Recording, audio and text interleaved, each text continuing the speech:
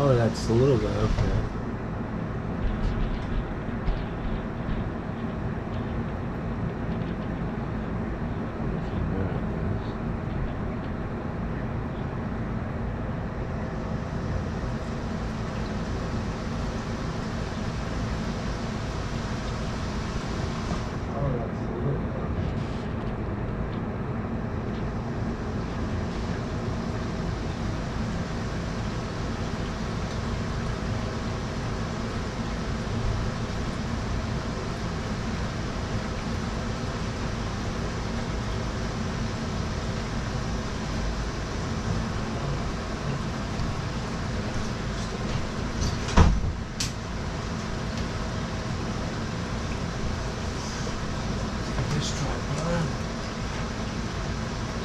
So far up my ass in some of the news leads.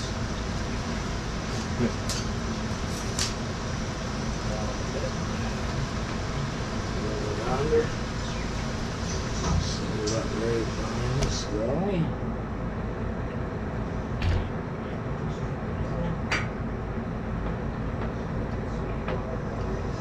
Next to it.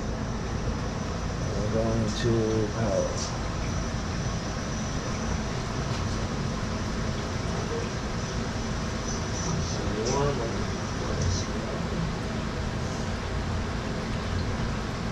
Cut off the water and start feeding.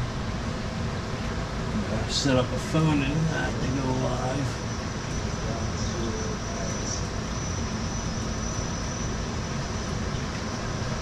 Well, you see a rainbow from the ship. Oh.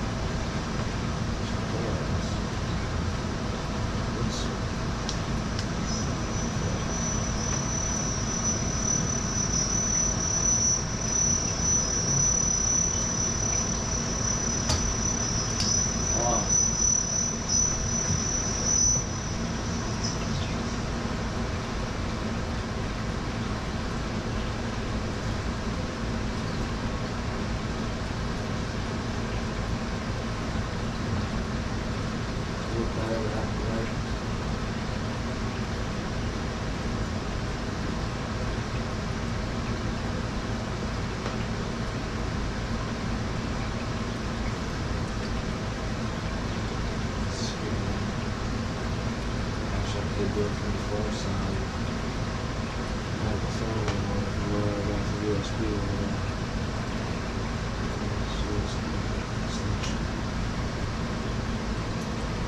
Oh, it tells me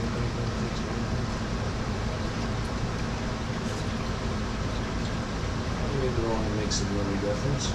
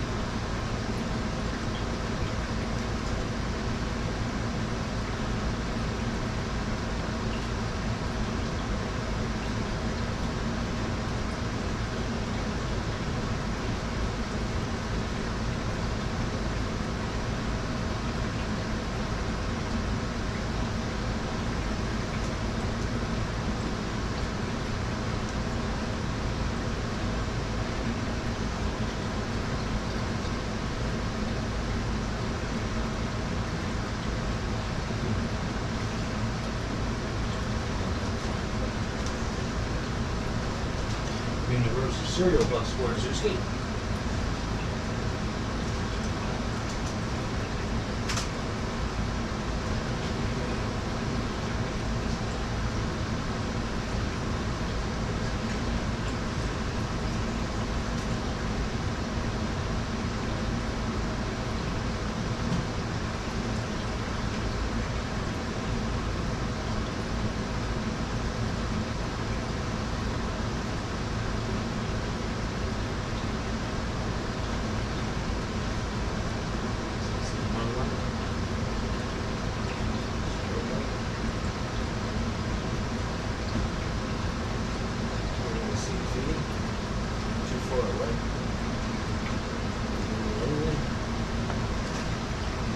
See it?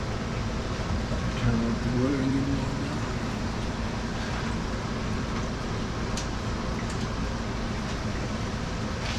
See it?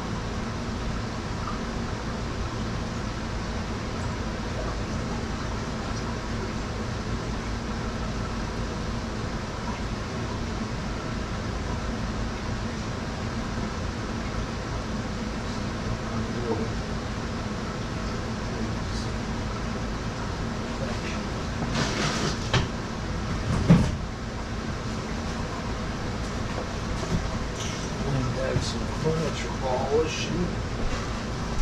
Zuski, you doing, boy? Got a bunch of shit everywhere, Zuski. See if it works.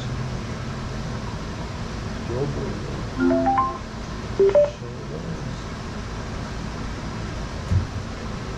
Zuski. Food. Well, I hope it ain't liquefying. There it is. Fuck. Put these back in the freezer for like 40 minutes. I think they'll eat again. Solid. They normally go. Look at this. Gotta turn some valves under there. Yep.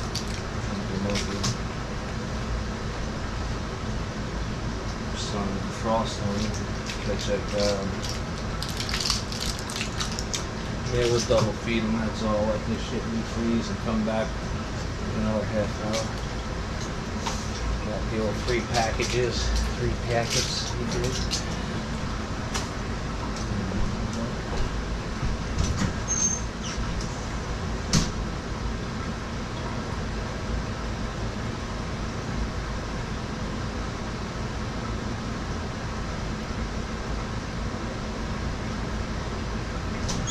You do a nice countertop, you get the heat.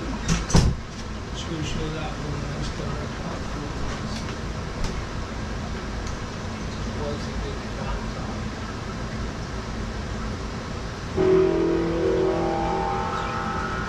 This is the bird box itself.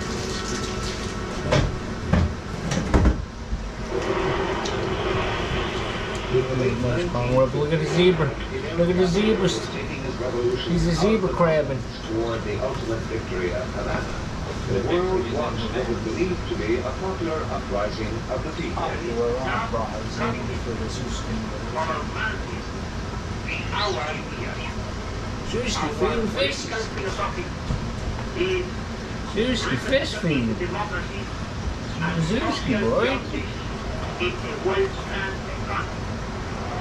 But the revolution provided a new base for Hey, what are you doing, boys? communist intelligence networks. Hi, boys. Ladislav Bittman was a deputy director with Czech Two intelligence. fishes eat. He is after the Gotta turn that fucking thing so we can go on the one side. into the Cuban intelligence network. And then, I think in the early 1960s, the Soviets It's over completed when Cuba was really in the hands of the Soviet bloc, Soviet Union. Okay. Here in the Cuban mission to the United Nations in New York City, where 98 Little Cuban buddy nationals Zuski. work. At least Mine. are members of the DGI, the Cuban Intelligence Service. This man I have to crack that open and feed him my hands so that way there the fucking clown gobies, or no, the watchman gobies get fed. That's what we're gonna have to do. On for Zuski. The direct responsibility for running Cuban intelligence is assigned to Department 11, the KGB, the same department that controls the Czechs, Poles, and other European communist intelligence agencies. Since the late 1960s, Soviet KGB officers living in They're gargling Zuski bird. run the operation I'll start up the scent stick. As a result of 2 years' research, the connections team has been able to ascertain these. I don't need no whirlwinds with this. When I want to beat me, fly my shit around, you know. 1969. At that time, it became Little boy. has remained totally financed My boy. and controlled by the KGB. Now living in hiding, this man Zuski, is you learn the about highest ranking KGBs living in Cuban hiding. officer to defect to the United States. This is the first known television. Look, like you can't scan his eyes right here and shit and then fucking run it through a database, right? Should've wore sunglasses, fool. Should've wore sunglasses, fool. Like technology wasn't gonna catch up with that. I don't need my bullpacks. Zuski. Zuski. Leave my weed alone. Wow. Smell your armpits. I smell Zuski's armpits. Don't bite my nose. Too soft. Your armpit smell? They smell like a really hard to describe. Don't smell like any kind of body odor. But it smells like a warm body on there. General Semenov of the KGB has controlled the DGI from Havana. Oh, Zuski bird. The home smells like under your arm. Come on, dancing. So the Russians control Dancing. Cuban intelligence, actually control. Come on, dancing. Totally and absolutely. No, don't do that. Don't do that. The second most important base of Get Cuban on there, I'll get intelligence you in these. North America is the Cuban consulate in Montreal. From here and other Cuban diplomatic Tell him, missions, Alice. the DGI Tell conducts intelligence and Tell him, Alice, espionage eh? operations through a spy network Oh, designed it's to missing this increase part. the KGB's penetration of North It's missing American those life. twos, eh? It's missing those twos. You saw the file. How long of a stream we think we'll get on this one, Zuski? We already got 17 minutes, man. Let's go. Anybody say nothing on that one? They can't see him in frame. Ran along with the work. Next time they bring that one closer. They just watching TV.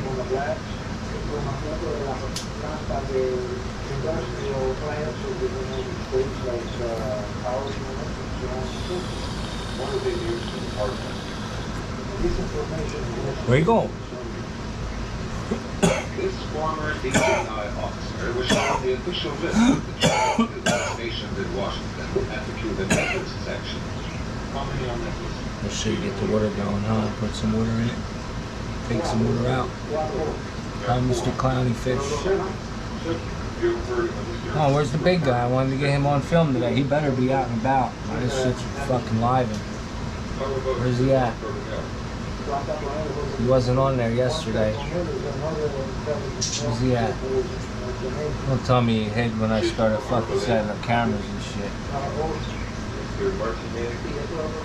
Come on, man.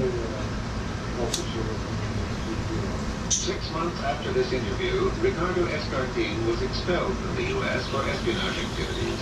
But the other DGI officers, Carbonell, Arbolea, and Martinez, are still operating in Washington. In the mid-1960s, the black ghettos of America erupted in flames and violence in an apparently spontaneous protest. I think he buried himself. Without any propagation by outside Fucking guy. elements. Yet, once the conditions were right, revolutionaries of the left moved in. Oh, you got a perfect stream, man. Look at that stream quality. This is fucking perfect in the blue. Revolutionary was Philip Lutz. What was the nature of your meeting with Fidel Still under there. Our nature, first of all, There's that crab back. a number of times. First we dealt with Is he in the hole? the group could do into You got some secondly crab? was what we could do in the United States once we returned. And third of all, we received over $20,000 going back to Must be underneath the it or next year we something. were engaged in Must be underneath it for Zeus can bird. riots in New York City. Zeus can bird signal. Los Angeles, Saturday. I think it was 20 TDS, so it was a good mineral kind. On the article, which will be called the peak.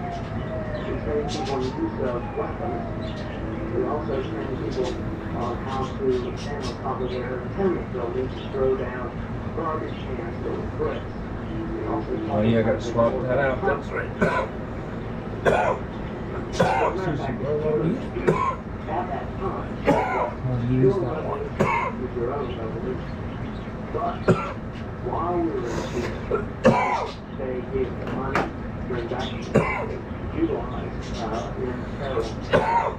They also invited the embassy, where they gave us money, send young Americans to Cuba who were later trained in terrorism. We went to Cuban embassy on a number of occasions. Where's the big guy, man?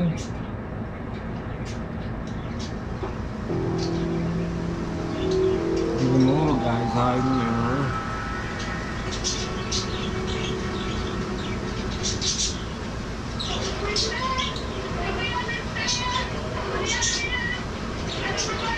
In the 1960s, Bernadine Dorn was one of the leaders of the violent...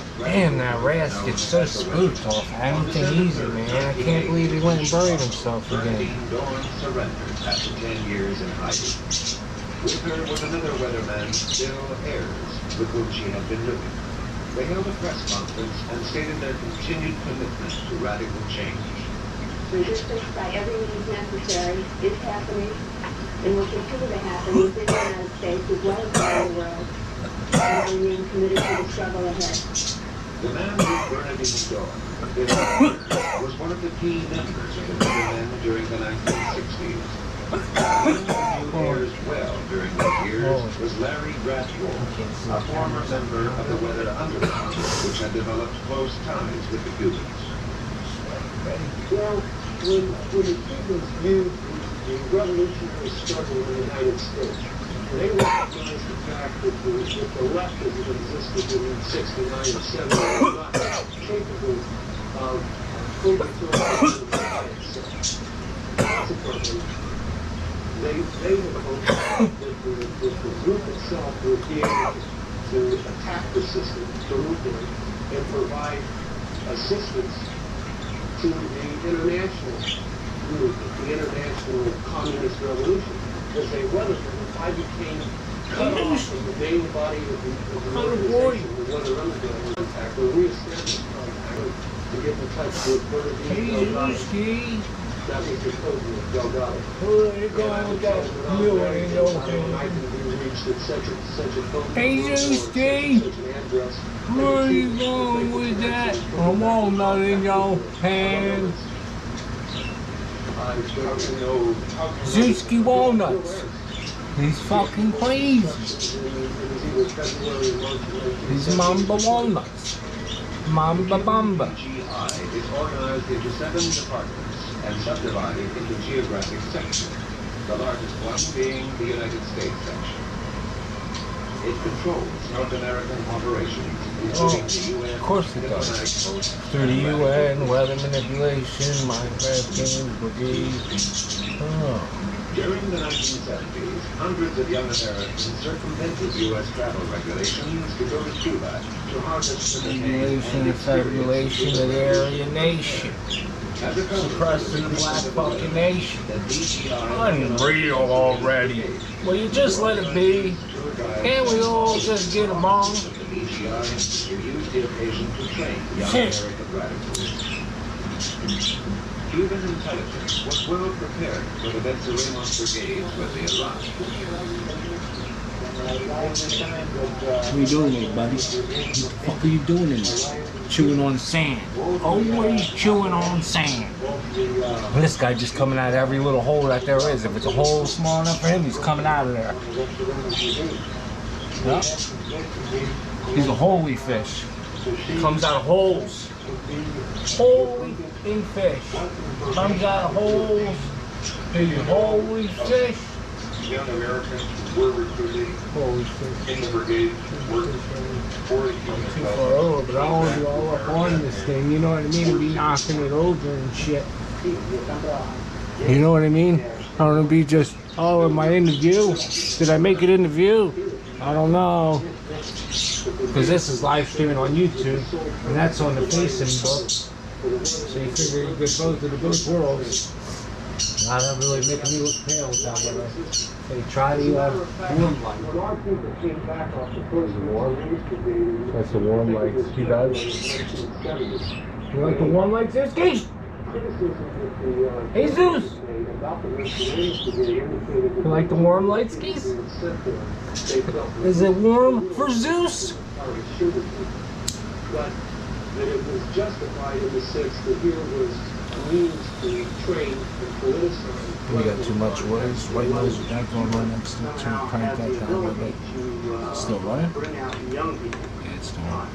The feeling of communism with a Turn down the air conditioner, just got too loud too. somehow that And make it what hear was more. happening in Cuba. Oh, you can see his face in the live stream. Oh, I don't like that. I forgot it's wide angulation. For Uncle Zuski, but oh, you can see the ring in the back. Huh. Might have to go up higher and face it. Nah, I could go down lower or face her up. I don't fucking know what I want to do, man. I need help. Help, Zuski, fucking help. Essentially means that the Cubans are at the very tip of the spear.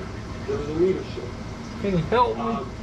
Can you help me do it professionally, Zuski? Because I'm tired of learning it all professionally on my own. I'm a professional learner. Between the Soviets and the Cubans. The Cubans said you've got to become active. You've got to start doing things. And I learn professionally. Look at them all getting ready again. They must know it. Yup, it's freezing, little buddy. I'm throwing you some more packets. Don't you worry about that. It just wasn't coming out half full. Oh, much and shit. Plus, they were hungry, chomped that up quick. Look at how much he put in his system already. That their saily fin. You know? Look at the saily fin. Is that the rest? No, no, it's the saily fin. Come on, man, get the rest to come back out. in October 1969 was an attack. Why is it burying himself? No, come back now. Anti-war Come on. urged on by agitators of the weather. Hey, Zuski, tell Mr. Rest to come out of there. You can't be in there. Come out of the stand. Quebec during the 1960s was rocked by terrorist bombing Look at this guy. and confrontations between the Plotting on that guy. You see him plotting on him? See him coming over the mountain. I'm gonna get you. I'm gonna get you. I'm gonna rock at you. Plotting on something. DGI contacts Plotting on something. Plotting on an something. international terrorist ring. It was in late March or early April of Maybe 1970. more on that side, less on that side. Could be. The photo there consisted of 5 people. Camera so they can come radio. You know where you're fucking. Yeah. Zuski thinking ahead. Huh? What are you telling me, Zeus? No. You can't drive my car. Closer ties with them and cooperating in actions if possible on both sides of the border. And they also receive it is either 2,000 or 3,000. You can fly my drone, no Zuki. You wanna fly my drone? Alright. That's the thing to do for Zuski. Tell me Zuski. Tell me Zuski one more time. Alright. The Black Liberation Front, which had been formed in Cuba in 1924, behind this plot. What kind for Zeus? The bombing was prevented, however. What kind, Zeus? You better fix it. Hair's all fucked up from wearing the hat, the rest driving, and just had to get fish food, come back, live stream fish, go back to work while it's live stream, see how long we got. It's at 92%, we got 4 bars, and we already got a half hour in. So my guesstimation, we're getting another 4.5 to 5 hours this time off for this one. We're getting 5-hour live stream on YouTube going on right now. Watch me, watch it go. You can fucking watch it go. The best film archives, the best fucking. Oh, you can't see the white lights, right? What's that? Why ain't that on my face? And yet, most of them haven't been We heard. could go up higher, set it lower. Nah. Now go up lower, set it higher. But then you'll be on height with me. Well, fuck it. I no care. Turn the light bulb down.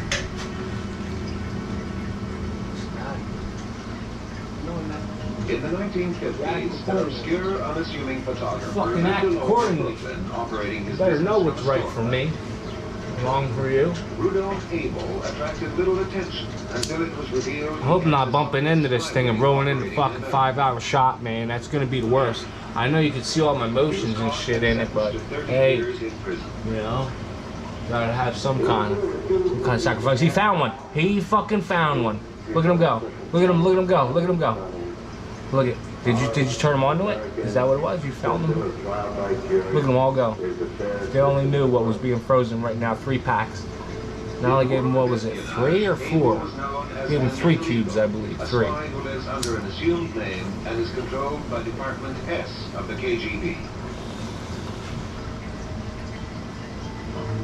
It is Not the Kremlin burial grounds. Selects the agents who quietly blend into the societies of other nations and lead seemingly No, it's the fang guy. Whoa, too quick for the fang tooth. Too quick for the fang tooth stripe bunny. Fang tooth in stripe bunny. Oh, we got a bicolor. Is it a bicolor? Damsel in. program about the black riots in America. Oh, where's the mimic? Are you mimicking it? Oh, Sally Finn. Oh, Mr. Scopa don't take Sally Finn shit. He backs up right into him with the fucking... What is this? Not the coral fin, but he's got them little scalpels on the side that they got the diamond scalpels, and the C's got the diamond scalpels. And then on his tail, right where it meets their scalpels, and they all got fucking surgery spots, surgeon fish. Those are surgeons, surgeon tang. He'll cut you. He will fucking cut you. He was ordered to take a job with the Canadian Broadcasting Corporation. Make some weight. What spooked the big guy, man? Why ain't he fucking going hibernation land again? God damn it. I was really wanting to get him on film. In the United States. Keep missing a good live stream with him in it. He's got such a good personality, man. He's all over. He's fucking investigating everybody. He's hunting for shit. He's fucking seeing what this does, seeing what that does. He's just all over the board, man. That's one badass fish you got. Oh, Mr. fucking Wardley Wrasse. He's known as the Wardley Wrasse. They called him a Joven's Wrasse. He was a Joven's Wrasse. People in Canada for it. Yes, he has. Do you know anything about why he was sent out to Canada? I prefer not to go into. Got white. So you playing with the window blinds, making it white and bright in here? Messing with the light color? Yeah, it is. Just a little bit, eh? That fucking phone sucks, man. I'll have to try that other phone I got for this one for doing that, but my other phone is doing a live stream, so out of the 3 phones, we'll have to try the other one next time on Facebook for live stream, see the difference on how it goes with the lighting and the macro, because I'm going through the front on that one. That one has 3 cameras on the back, matter of fact. Maybe I'm not going to the right camera megapixelation. Maybe it's 8 on the front, 16 on the back. I don't know, so we're going to figure this shit out. Try to get the right camera angle and pixelation right, because I gotta have crystal clear, like Saran wrap view. Do you know what the fuck I'm talking about? Like crystal, like clear? Where Hambleton passed Herman information about the Chinese embassy. There was a top-secret FBI RCMP operation Not them kind. targeting Professor Hambleton. Nah, not the professor. He was teaching too much. Codename Red Peppers. Not codename Ostrich Tongue. Again, you're getting into what is still a sensitive area. Who's codename Lizard Breath. Herman was ordered to contact Hamilton by his own. Codename Marble Toupee. Oh, now you're getting into Trump. But beyond that, Professor Hamilton is not as naive as he might appear. During World War II, he worked for Free French intelligence. Codename fuck this shit. After the war, he worked for Canadian intelligence in Germany. Then, in the late 1940s, Why are you doing he lived in codenames? Ottawa with Vladimir Borodin, Ottawa. a senior recruiter for Soviet intelligence. Next time I have to get off the side angle or something, you know what I mean? Long ways and really get a depth of perception going, different depth of perception going from a different side and feeling for this here reef tank. And then, so you seen, I just got the lights fucking calibrated the other day with the GoPro to see if I was getting too bright. Sure enough, it's working right now. Zewski did it. Hey now, fucking my camera angle, and we're gonna fucking re-angle your eyes. Yep. You really won't be landing right then. One eye will be left, the other eye will be right. Yep. You want to droop him a little bit for Zewski. He'll be landing 2 feet when his thing is landing 1 feet. You don't want to do this, Zewski. Better watch out. Come on, man. It's my business here, Zewski. Hey, Google. Hey, Google. Are you connected? Where, in his own words, Oh, don't tell me it went on that phone. From the KGB. Broadcast Subsequently, pause. the RCMP raided Hambleton's Ottawa residence and seized the shortwave radio and code books. Professor Hambleton was just one of Colonel Herman's contacts. Herman has provided the FBI with significant leads on Soviet agents operating in North America. His espionage activities were of the utmost importance. Hang on while I get connected to Wi-Fi. I would definitely not spend such a long time in the United States. Turn that one off on that one. So I think I'm just gonna get fucking Alexa going again this week, man, because I don't like that kind anymore, man. You see, it's pausing the phone while I'm trying to get to my actual device, like, you know, because the phones do it too. But the phones are never fast enough and all because they just want to listen to what you say, but not give you much input to show you that they are there listening. Can't tell me that. Man. No negative shit, ho. What's wrong with you? Enters the country with forged documents and establishes himself as a citizen of that country. Everybody acquires all the documentation, license, See? You talk free if you're gonna talk, ho. You gotta shout like some fucked up bitch. You're messing up the shot.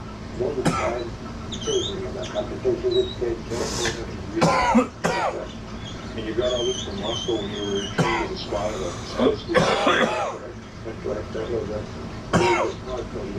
school. 38 minutes.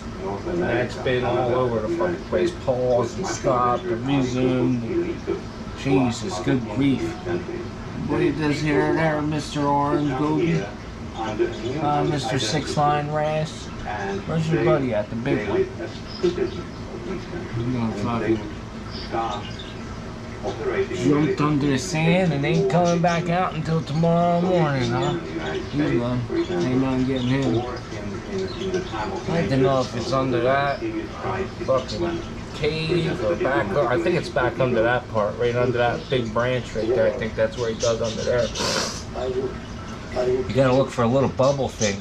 They put out a little bubble thing on the surface, and that's what allows them to breathe while they're under the sand like that. It's so crazy. I got it on a short. I think I made a short of that one day where he was under the sand over here, and then all of a sudden you see him pop his head up, and that was him fucking coming out. Scared this guy. Well, it's the 6th line. Hopefully I can get more of them in there too. I didn't know they're nice and like clean and wrasse, but a little bit more gentile, and a little bit more personality-wise. They're always doing their own thing. Look, see, he's all over the place. He keeps dipping and diving out of every little hole and crevice and just monitoring what's going on like the fucking KGB. See him? Look at him. His name's fucking Boris Ster. It's unbelievable. One time we were deep in the islands and everyone had nothing to do, so we said, well, let's see who could saw the ball sacks off and not bleed to death. So lately I started cutting and I couldn't get through with the pain, and then so they poured hot alcohol on it and it burned me to death. There is another department which controls illegals. Department V conducts what are known within the KGB by the macabre description of venereal disease, and that's what he got. And other violent acts. It is the department that takes care of the dirty work of the KGB. Don't worry about it. Until he defected to the West, His balls were sewn back on. Nobody knew nothing. It kind of looks fucked up, but you know, the department did it for me. And it operated right. It's secret. Nobody knows nothing there. You know, they hit all the papers for the secret society.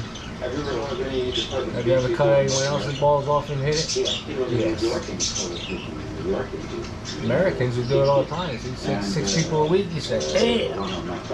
And one of his friends, they were like, can you do it to me? And he's like, well, you're related to this fucking jerk off, so we ain't gonna do it. And then they were like, this man, you're so close to you, they wouldn't do it. And like, wow, man, I got some fucking balls in my pants, don't I? And he said, yeah, they do. What department do you think I'm in? Big balls. I'm in the big balls department. He says, look at him. Yeah, big balls of the world. This man was a member of Department V. He was trained in Moscow and sent to Canada, where explosives had already been hidden for his use. He was working on explosive packages. Well, then, okay, well, He refused to be interviewed.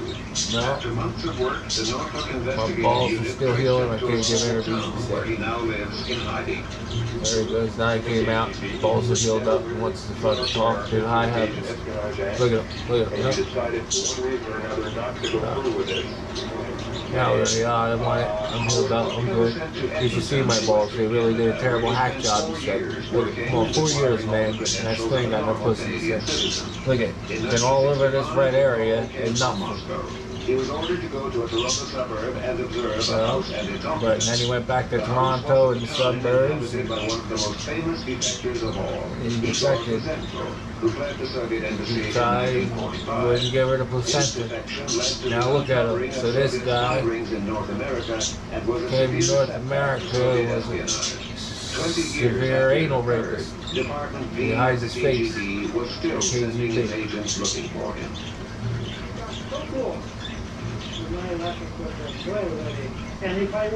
Look at the eye stains. Couldn't even use a clean pelican.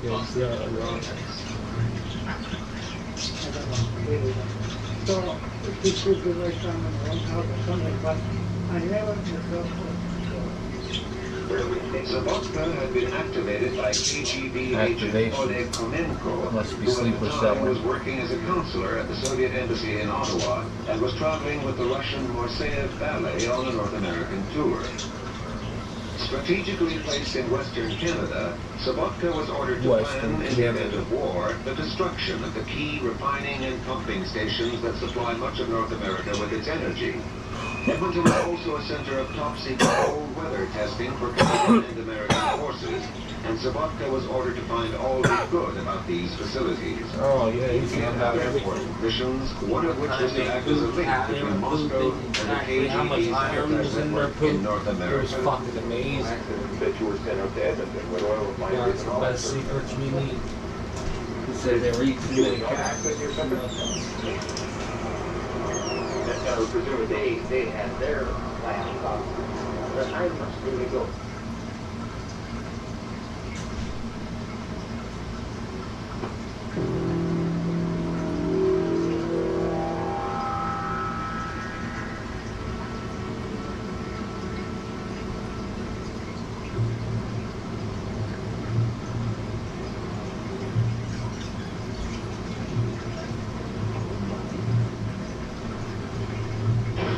This house off Massachusetts Avenue in Washington, D.C. is an office of the Soviet military attaché. What do you mean? Is that what he don't want you to be leaving? However, most military attachés in reality are spies of the GRU, operating closely with the KGB. Working under the Ministry of Defense, the GRU specifically confines its activities to espionage in military matters. The first chief director of the KGB, however, has ultimate authority over the GRU espionage networks. During World War II, Carlo Tuomi was recruited into the Soviet military intelligence.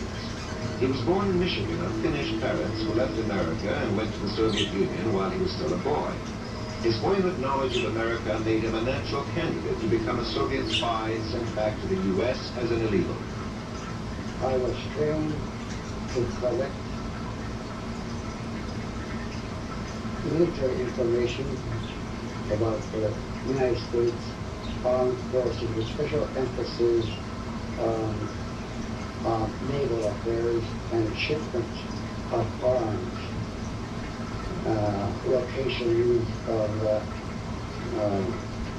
docks and warehouses, specifically in the harbor of New York, where these arms were being stored and handled, and from where they're being shipped to foreign countries. In other words, you were a spy. That's true. I studied the United States in general, the geography, economy, government, armed forces.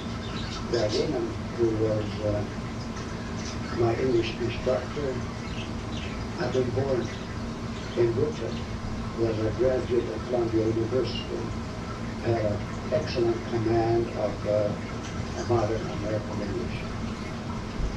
What about the American culture? I mean, how were you trained so that you would feel at home in America once you got there from Moscow? Well, Then I leave the fucking. I even locked the ball on my fucking on my truck. Robbie, no one can even. American reality, culture, I show it. American movies. From movies, you can learn quite a bit of people behave, how they dress, how they talk. So that's a very important way to train an agent who is to operate in that particular country. One of the agents, he was not an instructor, but he was an administrative personnel. He took me to a storehouse which looked like really like an American clothing store, where they put the clothing the right size, the suits and other things have to be adjusted. Were these American clothes that were shipped Yeah, over they to Soviet Union? were American clothes. A lot of them were from Masons. I entered the United States by train. I took a train from Montreal to Chicago. So Canada was used as a stepping ground to enter the United States. Is Canada a usual way that the Soviets put spies in the United States? It is considered the easiest way. Soviet agents in the U.S. went to great lengths to create what is called his legend or his cover story. This legend for the later years employed, especially in New York. And New York and in Milwaukee, the Soviet diplomatic intelligence agents had done a lot of groundwork. They had studied these different places. They took pictures from the outside. They had even some pictures taken inside of these places. In Moscow, Tuomi was shown these photographs of a lumber company in the Bronx where he was supposed to have worked, and of a General Electric plant where he was also supposed to have been employed. They had been taken by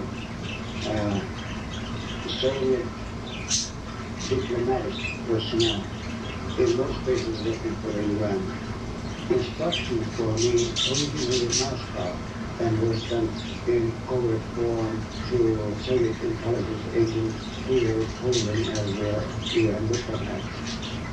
And they were processed by the diplomat spies and then sent to me by letter with a New York person. You generated money from Soviet officials working with or for the UN? Definitely, they left a drop magnetic containers like this. I usually received $3,000 at a time because I was in a bank. Once I received $5,400, which was in advance. This container. How was the container used? Well, the top of the container is magnetized, and then it is left at a predetermined place, which is called a dock, under a railroad bridge, under an elevated, inside the support of a bridge or something, and it was never lost. It was a very reliable gadget. And this was used all over New York City? Foreign places in New York City? Yes, I had 4 different drops. As this FBI photo shows, Tuomi met with his Soviet handler, Alexei Galkin. He then took a cover job at Tiffany's Jewelers in New York. Beneath this subway bridge in the Bronx was one of the drop points he had for messages. Another was the Hudson River train line. Another was under this railroad bridge in Queens at 69th Street. Another on this telephone pole in Yonkers. Once he was by the steps, Tuomi was ordered to take a job where he could carry out surveillance of the docks of the port of New York. Eventually, he was caught by the FBI and became a double agent. When you were caught by the FBI, did you try to signal the Soviet government that the UN were not so that you had been caught? Not immediately, because I found out they did some work. I did send a signal to the Center of Operators Intelligence. Excellent. I sent a signal. How did you send the signal? What means? I sent a signal by the Germans message. They're still here for the work for I work under the control of FBI. But I got away from FBI agents for a few months to work at home, leaving the last one. And was this a hidden writing technique that you used? Yes, I had an extra sheet of 2 feet of paper produced for secret writing, and I used that in the washroom. So there was an internal struggle inside, and I was torn apart. I was so stupid. I believed in the Soviet system, and here I was working for FBI for England and my country. I just couldn't live with the idea of betraying the Soviet Union. Are you still pro-Soviet? Well, that's not enough. So what changed? I don't understand how you changed the white. That's a very long process. Something that's like you have to overnight. This is the KGB Blue Book, where Tuomi existed under his Soviet name. In it, he is named as an enemy of the fatherland. But even a spy caught and returned finds it difficult to be parted from his country. Because of the family. You are the family that you had when you Yes, I had a wife and I had 2 children. Otherwise, coming back to my state, it's a very similar time. Have you ever heard from your former wife or your children? No, I haven't heard from them since 1962.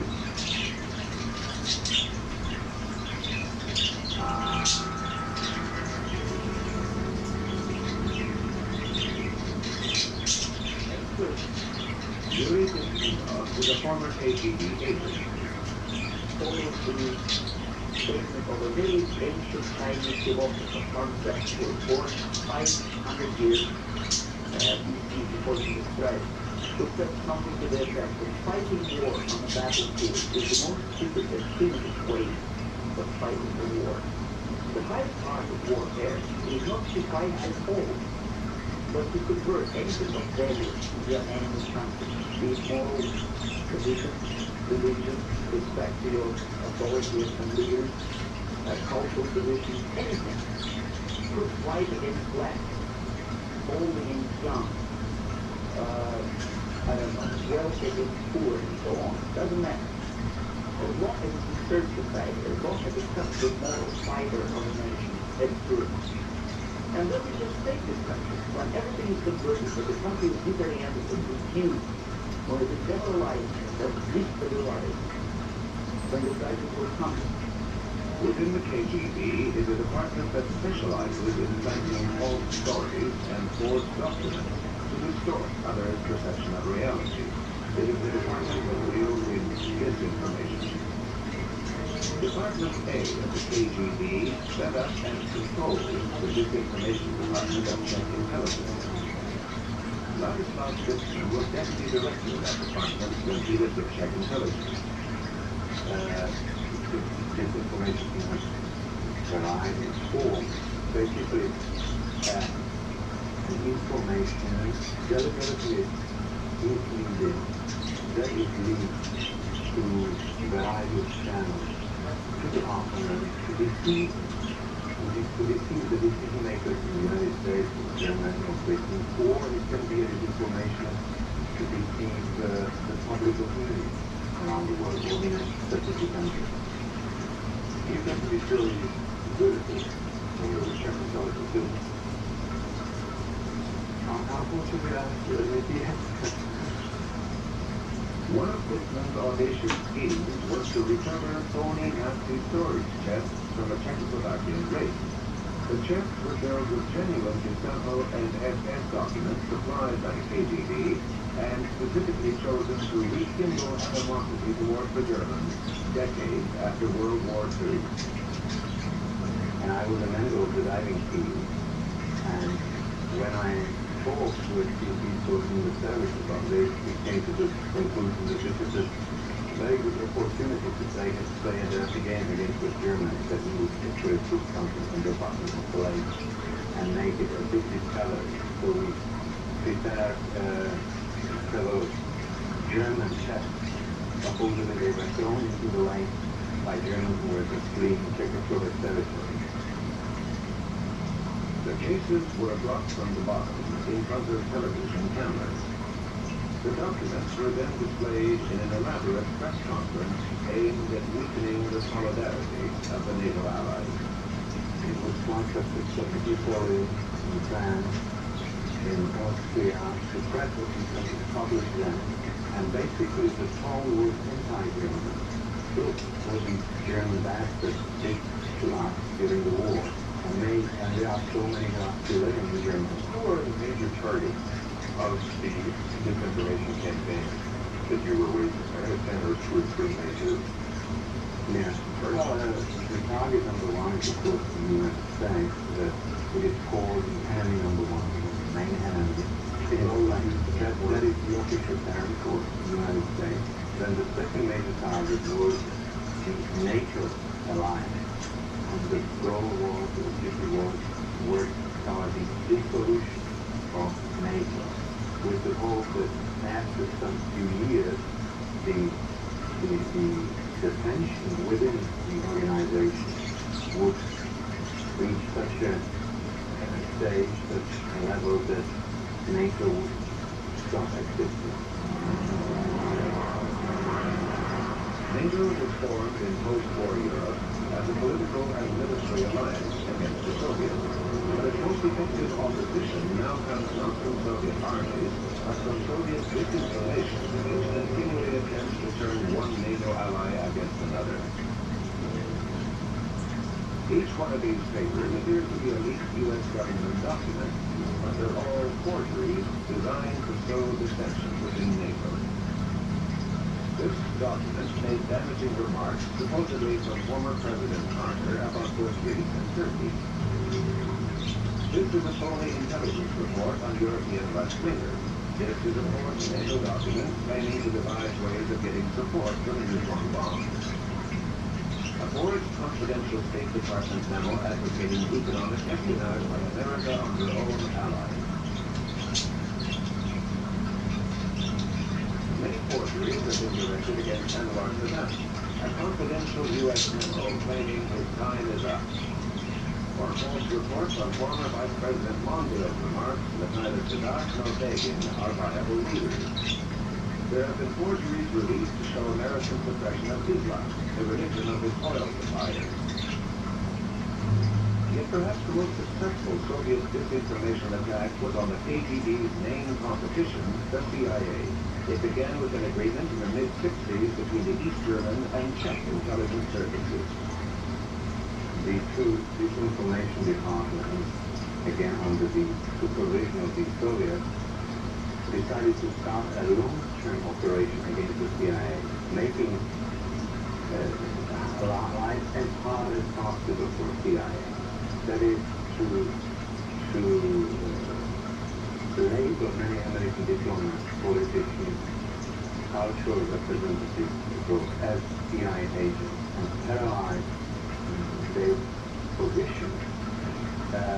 Specifically in 1966, the first major operation was to prepare a book which is called Who is in CIA. The book, Who's Who in CIA, was the beginning of the exposé that seriously undermined American intelligence capabilities for almost a decade. So powerful was the impact of this book that its imitators, like Philip Agee's Covert Action Information Bulletin, frequently refer to it as source material, as do other major news sources. It was used as a source in his ABC nightly news television broadcast in November 1980, claiming that the Reverend Jim Jones had a secret CIA associate before the Guyana massacre. This man, Richard Dwyer, is the focal point of many of the questions surrounding the possible CIA involvement at Jonestown. He's a career diplomat who served in sensitive posts throughout the Middle East. 2 years ago, he was the deputy mission chief in Guyana. He was listed as a CIA agent in a publication that for years has specialized in such allegations. The CIA denies the accusation. But it was Ladislav Dixon who was one of the real authors of Who's Who in CIA. And although it was not published under his name, the book received exactly the attention he hoped it would. Shortly after coming to the United States, I found it in my bookstore. I have it at home. And for example, it was quoted by the covert action or it was yes, that I thought is one of the major sources of information about CIA man. That's ironic because that is the kind of disinformation. Konstantin Hans is a New York-based journalist for Polish-language newspapers in North America. When he decided to expose communist agents in the U.S., the long reach of the KGB influenced his life. So in the 60s, after the war, exposure about Soviet and Polish communist intelligence network, especially here in New York. with those agents mostly working around the United Nations. This included what they do. Any others? Of course, coming intelligence services is actually nothing but the arm of KGB. Shortly after his export days at the KGB in New York, Hunt's stories were published in a heavily ethnic area in Winnipeg, several thousand miles to the west, by the weekly newspaper Czas, the Polish Times. In July 1978, on a day the paper had not planned to publish, a bizarre edition of the weekly was put into circulation with articles and semi-nude photos designed to offend its conservative and older readership. It was done in a very clever way. You know, people, the look of it is exactly the same as we would have printed, you know. But some things track up right away, for example, right in the front page is that you could be dressed as women, you know, which you would have never put in their paper simply because they think for different reasons, you know. But our readers are mostly middle-aged people with never dream of doing something like that, you know. Inside the paper we have a picture of one of our correspondents in the uniform of the German government, you know, and the letter was written by a Jewish writer referring to our journalist, a contributor to the paper in the hand, as the war criminal, not the war criminal. The funny part of it is that when the war ended, she was about 18 years old, you know, and just said that she was high-ranking officer, you know, that she killed so many Jews and this and that, you know. And there was another article portraying Mr. Hammond as an agent of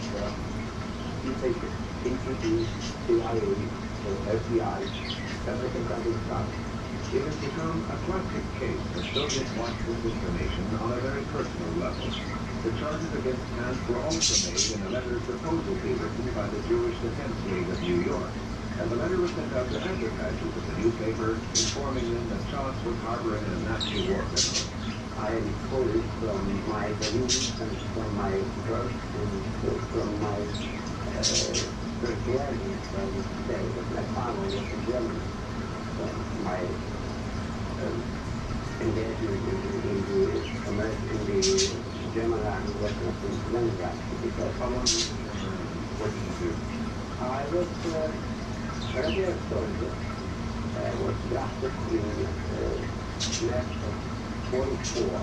March 1944? Yes, when I was 17 and a half age.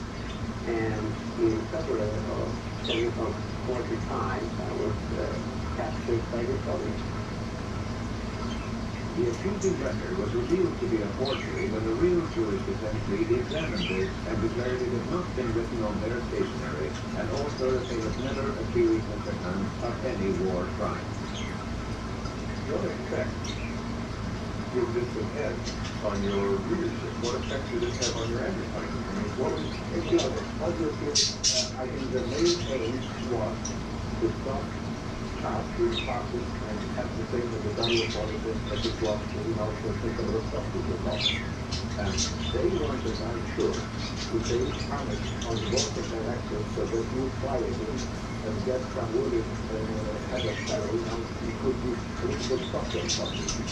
Yeah, there is a long-term plan, strategy, how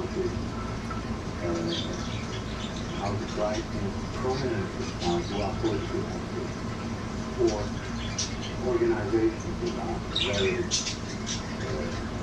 anti-Soviet, anti-communist. So, and I have to admit that it's a relatively unusual thing to do. Why? Because most of these immigrants have some kind of relations with the mother country, with the people, with the relatives there, and they can be used blackmail. Because imagine that you have a mother there, and somebody comes and says, so if you will cooperate, or if you continue speaking against us, the mother will have a very tough time, obviously.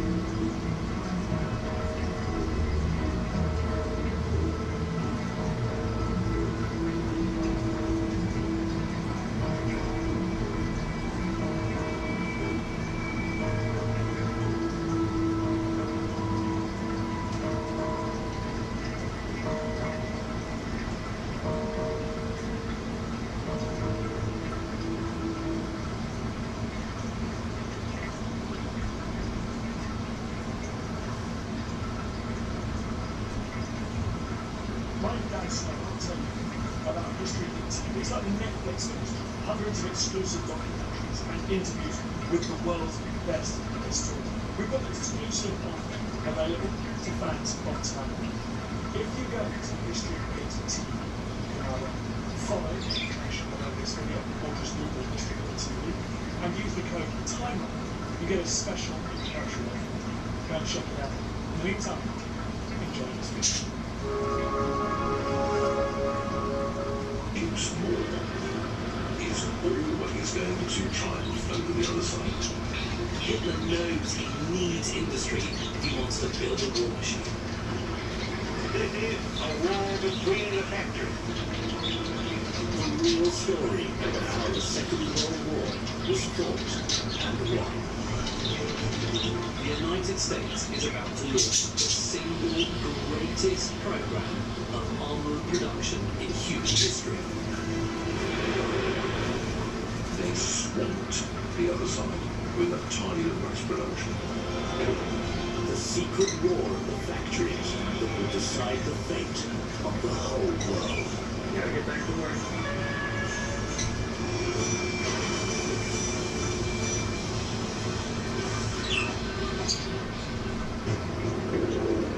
World War II would be a new kind of war. Nazi technology would lead the way. Their aviation engineers would design planes which are bolder, more futuristic, to be used in ways never seen before. But for Germany, this new war of the skies would be a disaster.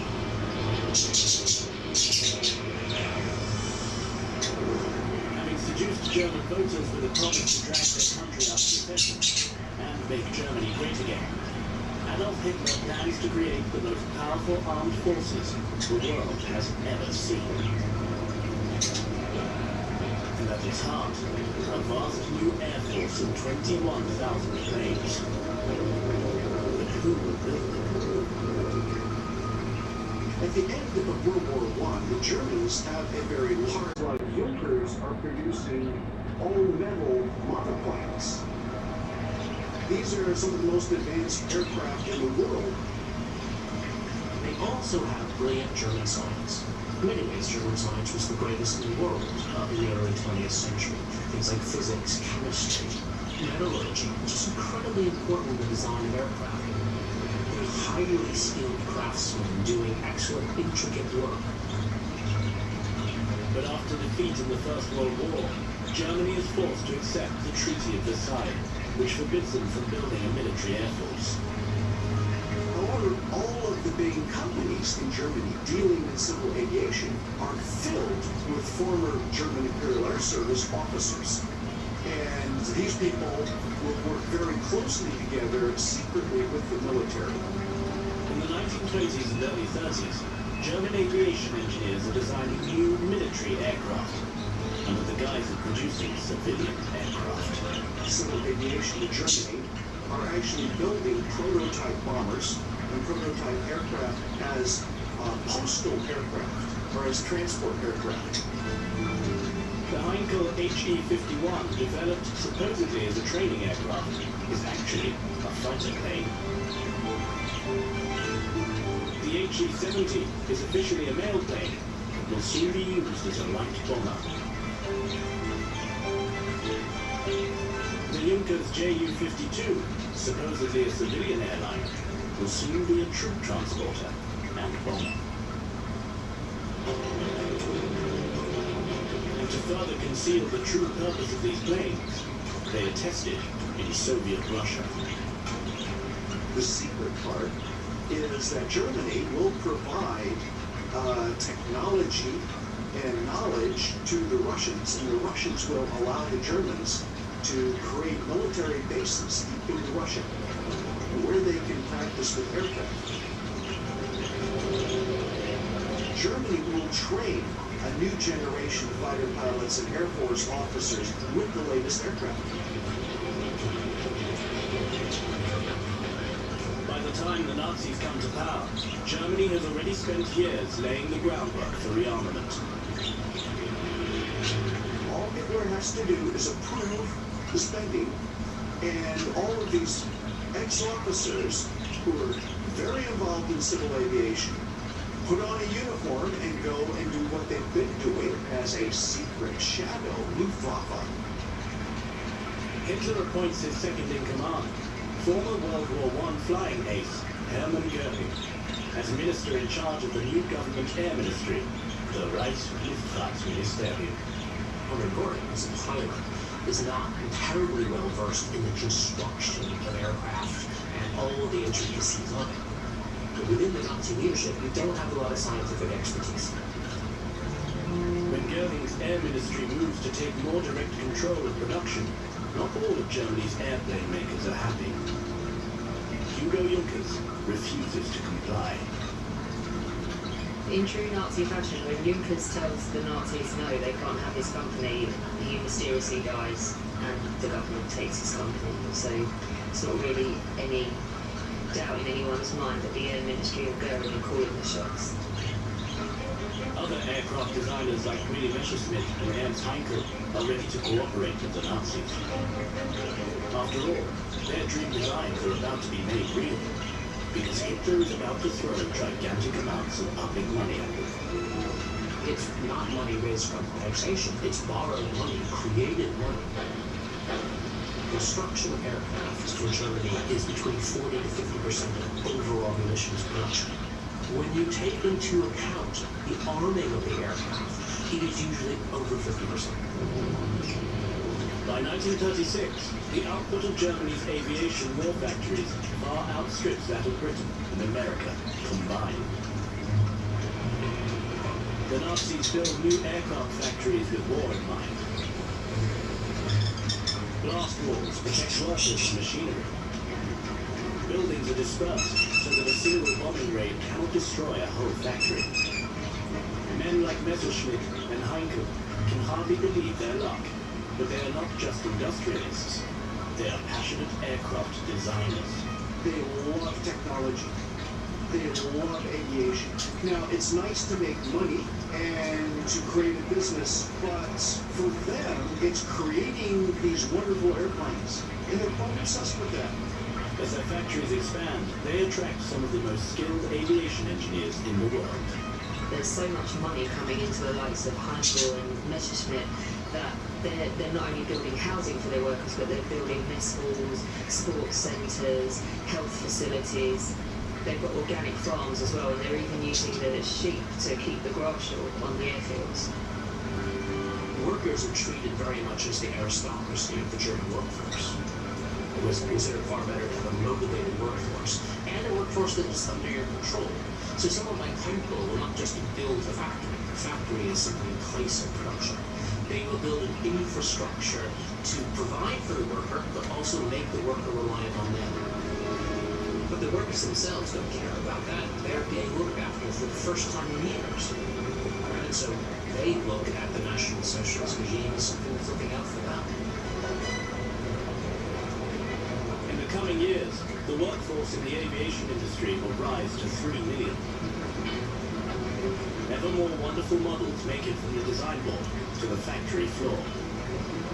The HE-111 medium bomber, the Ju-88 light bomber, the Ju-87 Stuka, and the Me-109, one of the greatest fighters of the Second World War. These aircraft are as good or better than any other aircraft in the world. By 1939, after the Nazis have spent vast sums, the Luftwaffe has become the largest, best-equipped air force in the world, with 4,000 of the most advanced warplanes. And they are about to be unleashed to devastating effect.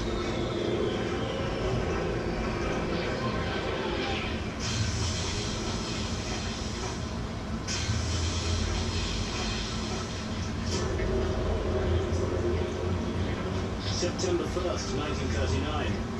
The nightmare screams of the Stuka dive bombers strike terror into the people of Poland.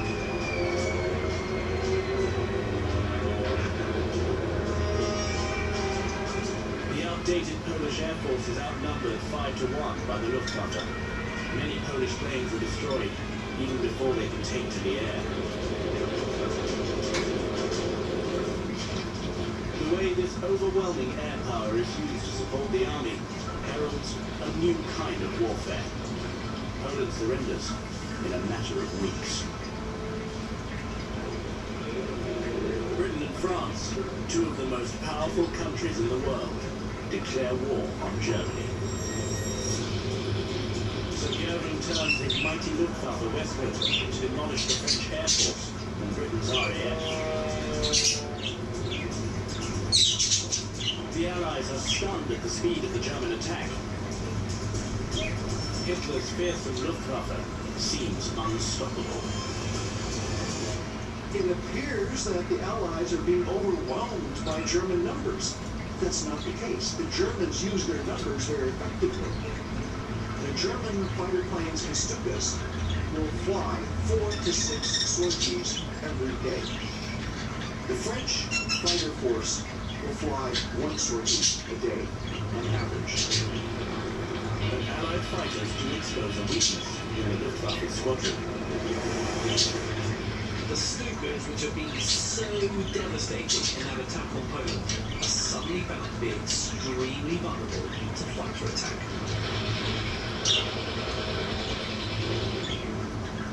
And what's more, Allied warplane production is rapidly catching up. In 1936, the British are seriously alarmed by this huge increase in German aircraft production.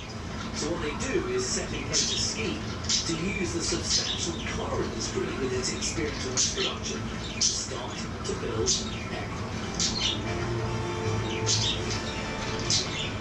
By the time you get to the Battle of Britain, crucially, the most important thing, which is making sure that you have enough aeroplanes and ammunition and equipment to fight it, has actually been going on for about 4 years already. In 1939, Britain is catching up, producing 7,940 warplanes to Germany's 8,295. By 1940, Britain has taken the lead. While German factories produce 10,000 planes, British production soars to over 15,000.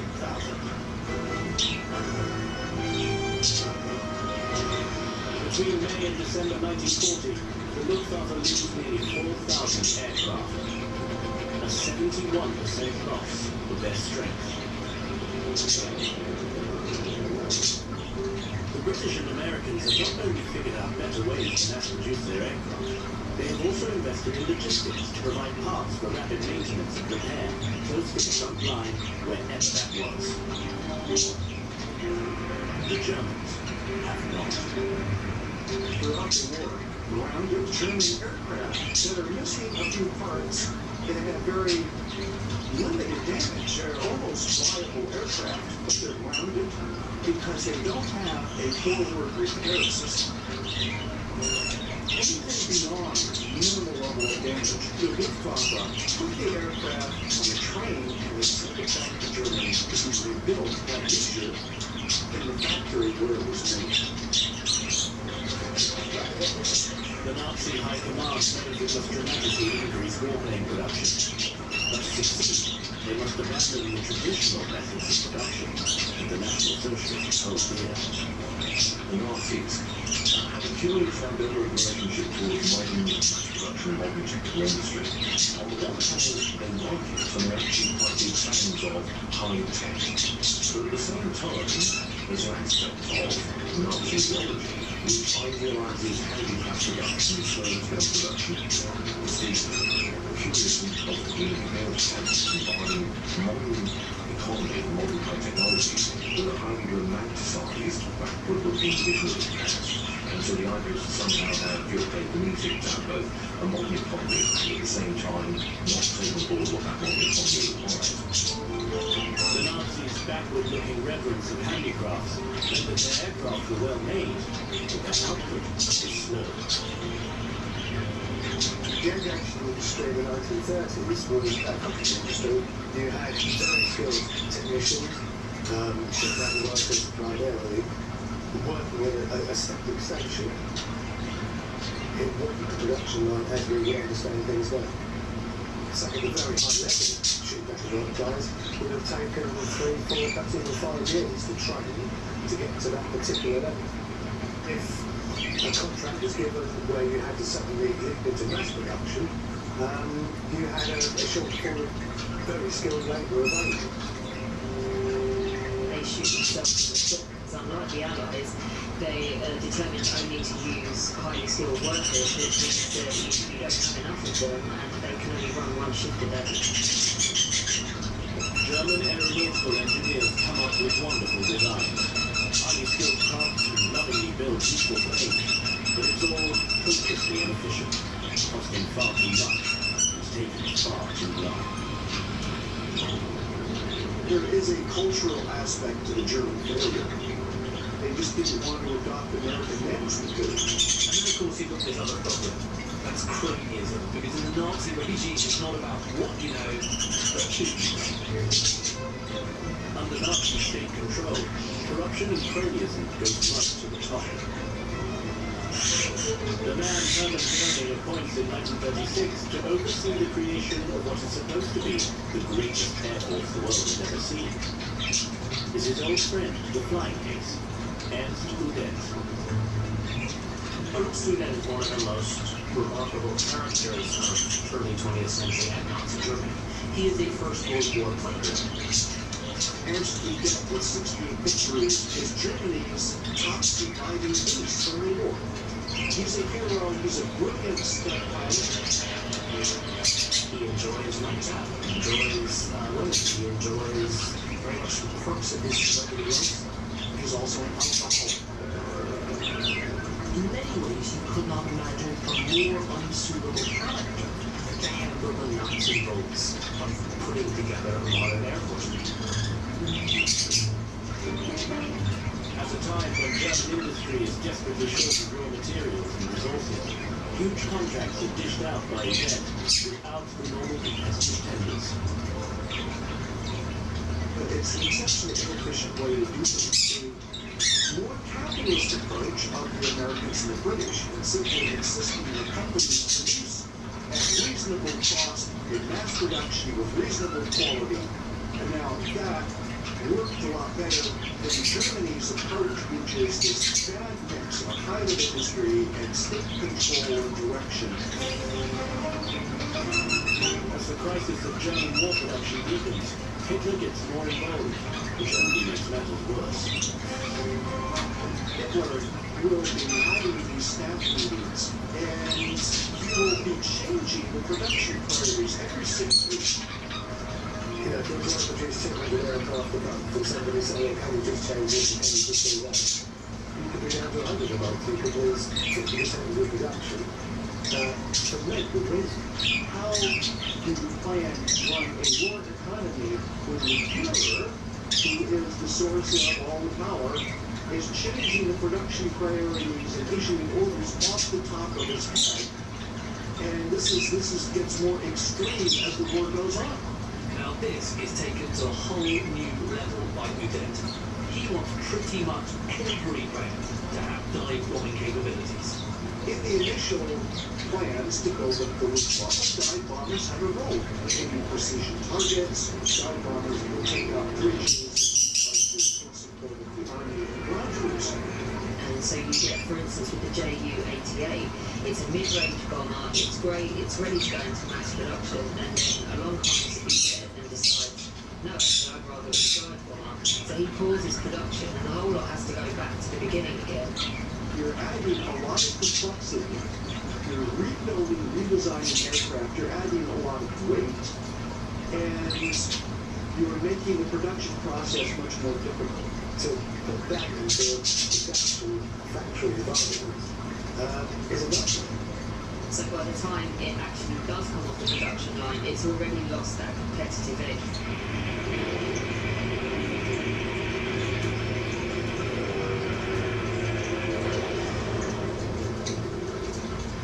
German aviation production is plagued by design flops and the failure to produce enough planes. But it doesn't matter to the aircraft designers in charge of the war factories. State funding just keeps coming, allowing them to indulge their passion for new aircraft design.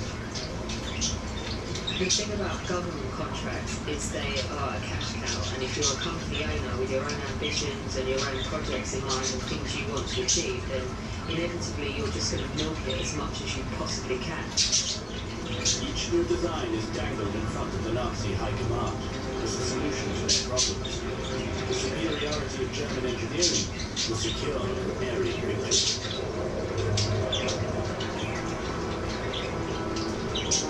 You've got designers and scientists able to test and develop really advanced theories and technology.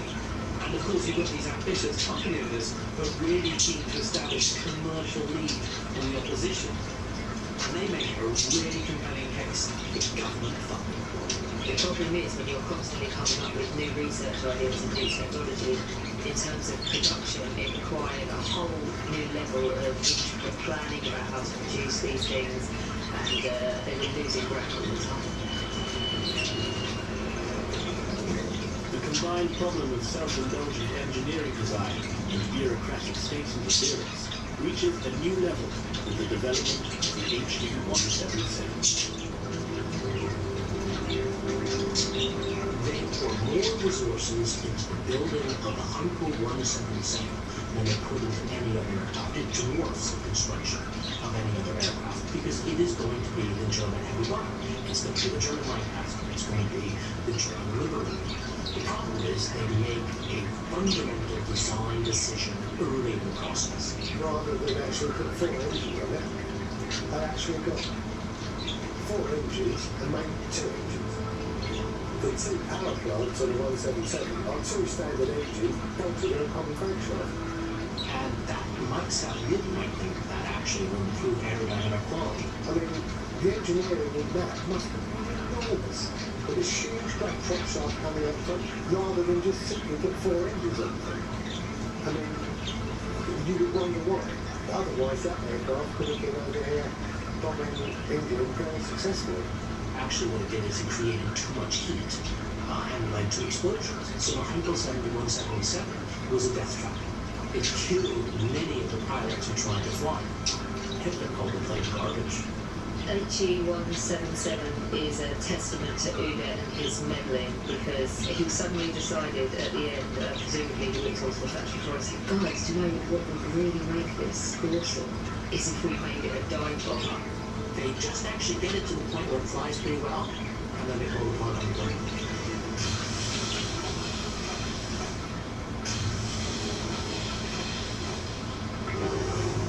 By the middle of the war, the commitments of the Luftwaffe have grown dramatically.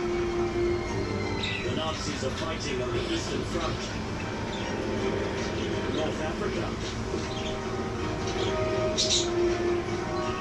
and defending against the threat of Allied invasion from the West. Against production plans are a disaster. Almost all flying units are operating far below authorized strength. Ude is overwhelmed. He starts suffering from depression, he starts gorging on food and alcohol, ignoring his work. Ude does become a bit of a scapegoat for Goering, but Goering apparently has been keeping him under control using drugs that he gives him at hunting parties. November 17th, 1941, whilst he's on the phone to his girlfriend, he shoots himself in the head. To make matters much worse for the Nazis, the Americans have now formally joined the war. The Luftwaffe has been whittled down to only 468 operational bombers. But the Americans are producing bombers and fighters at a rate of thousands every month. To avoid defeat, the Nazis must perform a war production miracle. The man given the task is Field Marshal Erhard Milch. Milch was actually Jewish, but he'd been a Nazi Party member since 1929, and he had been an integral part of the Air Ministry since it had been born. So he's going to go on to become one of the most influential figures in the German war machine. General Erhard Milch understands bureaucracy far more than we do, and understands production far more than we do, and he's desperate to ramp up production in a coherent way. He sees the American design process of mass production and he wants to transfer it to Germany. And American newsreels report that Ford have built the biggest aircraft factory in the world at Willow Run. The world's mightiest bomber plant is rolling. The schedule, one bomber every hour. They're the ones with the experience with the big factories, the big floor space, and large assembly lines. This decides that the German state must build a factory twice the size of Willow Run, codenamed Ultra.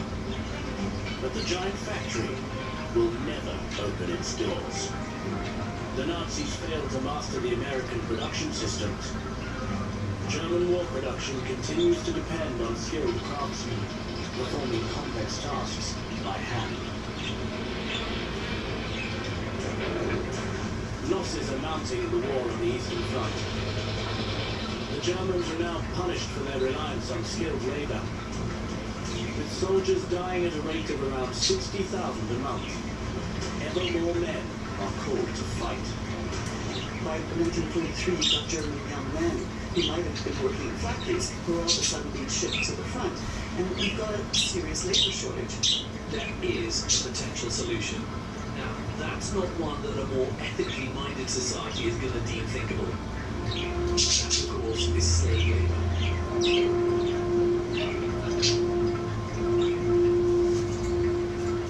All over Nazi-occupied Europe, SS-run concentration camps are bulging with prisoners. They're the basically racist view of the world, so they have you do grunt horrible work, which leads to many of them dying. However, as the war gets more intense, and it looks like Germany is going to lose it, they lose some of their scruples, and they start to like, we need to get slave labor to build things.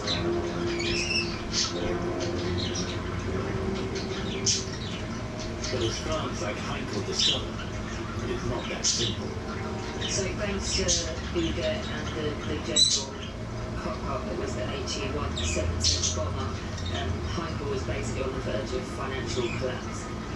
They're bringing 400 Soviet prisoners of war with the intention of having them produce aircraft, but unfortunately they've treated them so badly that they're too weak to even hold a wrench up, and after the first day they sent them all away again. Overworked, half-starved slave laborers don't do a very efficient job at producing aircraft. The Germans looked at these workers and treated them as humans. They starved them, they didn't care for them, and then you often have disease take over these towns. And so many of these workers die. Heinkel persists and uses as many as 8,000 slave laborers. And the company establishes about 2 or 3 shifts every day, making better use of their expensive premises and all their machinery. Nazi war factories are now full of workers who are unskilled, starving, and hateful. There's a lot of anecdotal evidence that you can change this approach. So if you use slave labor to build something, all they need to do is damage a few small pieces of internal evidence and that's all they need to go. Napsweiler's Putov camp in France housed 52,000 forced laborers from across Europe. Les cas de sabotage, il y a eu effectivement assez fréquemment des sabotages dans les usines. Sabotage qui était forcément extrêmement dangereux pour les déportés, puisque notre fille a saboté la machine de guerre nazie, faisait fabriquer les nazis, ça valait la corde, ça valait la cordaison devant tous les débuts du corps de l'eau. The Germans have introduced a number of measures to try and control this sort of sabotage. For example, putting Germans on the shop floor with the slave laborers to measure rates of production. Slave laborers tended to try and work very, very slowly. Alors le travail trop lent était puni par les coups. Il faut savoir que dans quelque façon, il y avait une espèce de hiérarchie interne des gens qui étaient des déportés, des équipes qui étaient désignés par les SS et qui étaient chargés de faire régner l'ordre dans le camp, et la discipline et la rigueur au niveau du travail. Ces gens, ça a été des capos. Et ils étaient choisis en général parmi des prisonniers de droit commun, des criminels qui étaient extrêmement violents et qui n'hésitaient pas à faire l'usage de leur matraque ou de boudin. Et ils se montraient extrêmement violents. Donc la façon de les déporter, c'est de aller jusqu'à la mort, s'ils n'étaient pas assez efficaces, s'ils n'étaient pas assez efficaces. Over the course of the war, the Nazis ripped up around 12 million people across Europe. Many of them will die. On top of the shortage of skilled labour, German war factories are now also desperately short of raw materials. Although they have access to the resources in the territories they occupy, widespread looting and Nazi economic mismanagement means that output plummets in key sectors like mining. They start running out of coal, running out of fuel, and more effort starts to grind slowly and surely to a halt. To build aircraft, you need aluminium, and in 1940, Germany is the world's leading aluminium producer. 2 years later, the Allies are producing twice as much aluminium as the Axis powers. America's plans to multiply their output against the demands of the rapidly expanding aircraft industry.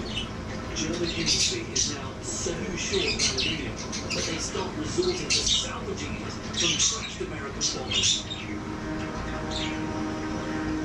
German aircraft companies even tried to revive skills they had abandoned 20 years earlier, making planes from wood. This isn't as crazy as it sounds. Furniture makers helped build a wooden-bodied warplane with a Havilland Mosquito. Dubbed the Wooden Wonder, the Mosquito was one of the fastest planes of World War II, and 6,000 of them are built. Nazi High Command ordered a copy. The stopping was TA-154. But the designs are disastrous, and after a year, the project was cancelled. I found it extremely difficult. They had to stop that sort of yes. It's like to stay where the aircraft with the right capability version of being stopped in front of the regular aircraft. Whereas the Japanese over here had traditionally made that type of performance all good aeroplane with great success. Anyway, with great speed.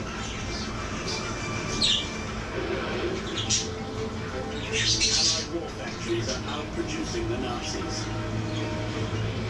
And they are fast reducing Germany to rubble.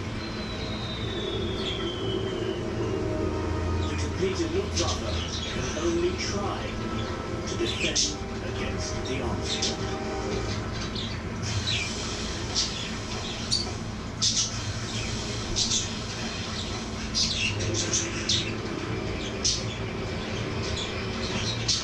On a bright, cold Sunday morning in February 1944, over 1,000 Allied bombers sailed up over the coast of England for the start of Operation Army. For 6 days, they would pulverize what's left of Germany's aviation factories.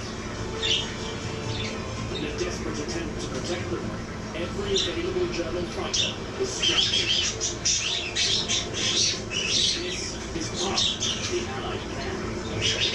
Flying with bombers is a vast fighter escort. As the bombers decimate the war factories,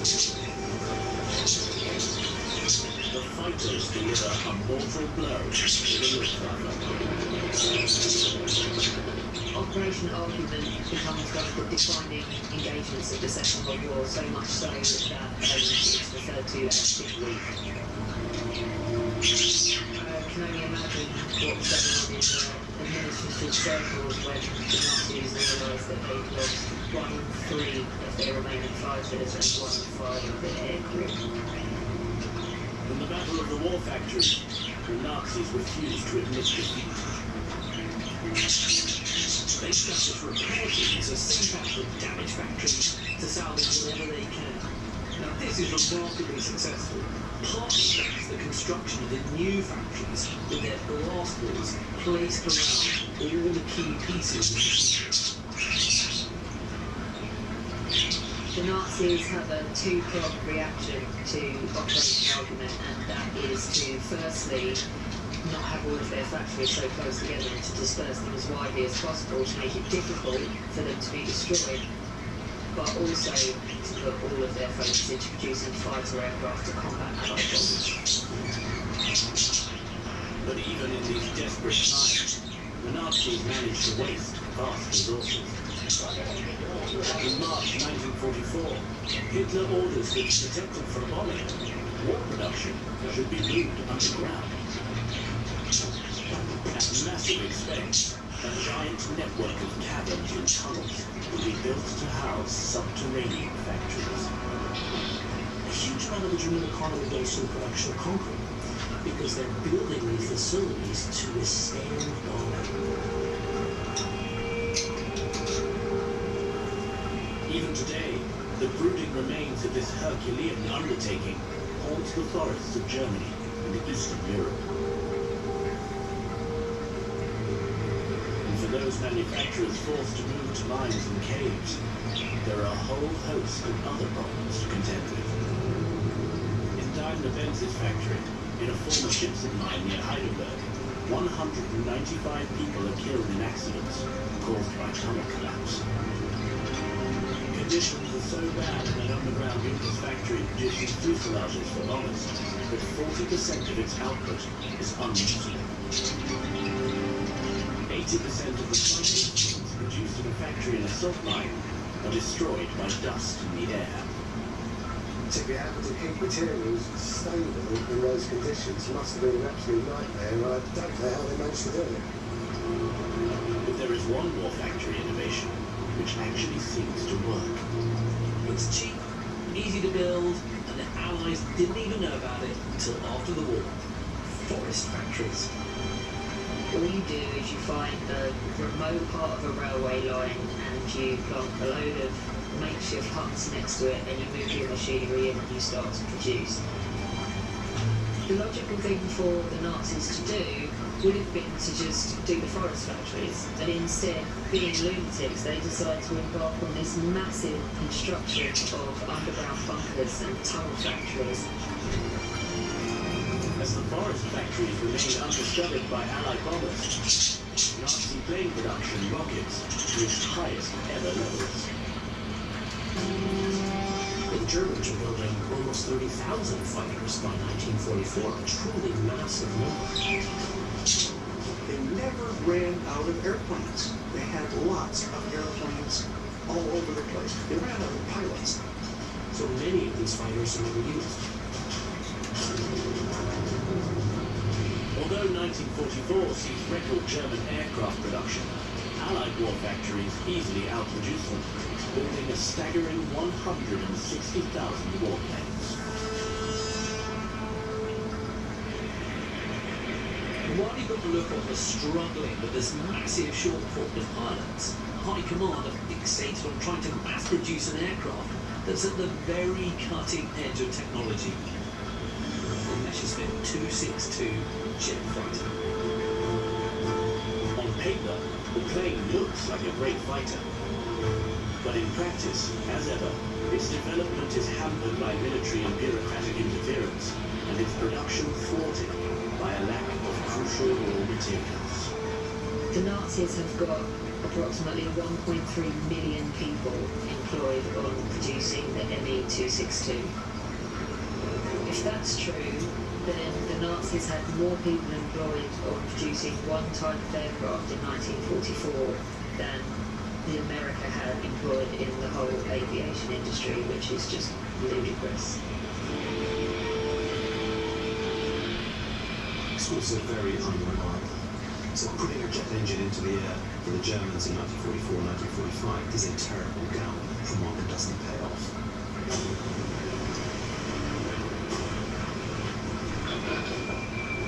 By the end of 1944, Allied bombers have destroyed much of Germany's rail infrastructure, severing the links between the ever more dispersed factories, cutting supply lines.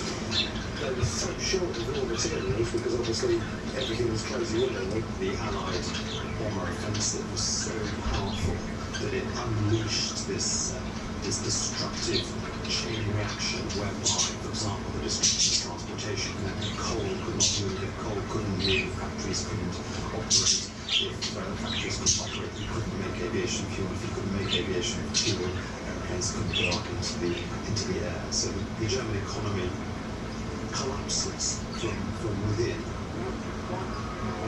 the Nazi high command know how their crimes appear to the rest of the world. They expect no mercy. So they fight on, sending more men, pointlessly, to their death. The Luftwaffe now resorts to suicide missions. They prep these young pilots for this mission. It's always the kids that get it when you're on your way out, because that's all you've got left. So they take these really young pilots and they strip all of the armour plating off of their planes.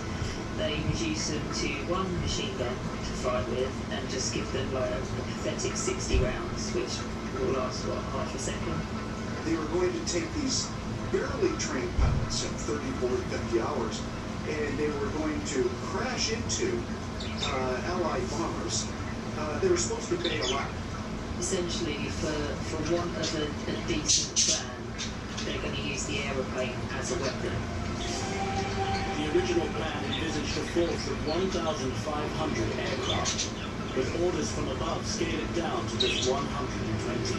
And on April 7th, 1945, these young pilots take off. Very few of these Germans got through the American fighter school. It's only later that they realized that, no, they were actually trying to ram them. It's a desperately futile attempt to curb the bombing, with just 13 American bombers are destroyed by ramming attacks out of a total force of 1,311. 53 Germans are shot down, and only 27 of them make it back to their unit.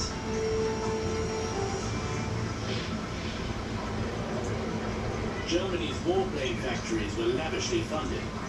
They were led by aviation pioneers, operated by skilled workers, and were producing warplanes long before the Allies were forced to do the same. German war factories produced 120,000 planes. Allied war factories produced 600,000. We love to look at the war as battles, great battles.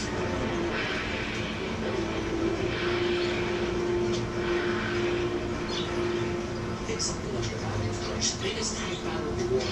Tanks sent forward 100 at a time. Often talk about a cripple and blow Germany. Germans were wiped out in tens of thousands, tanks in hundreds.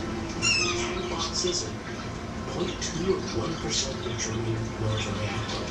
These battles don't actually destroy the war.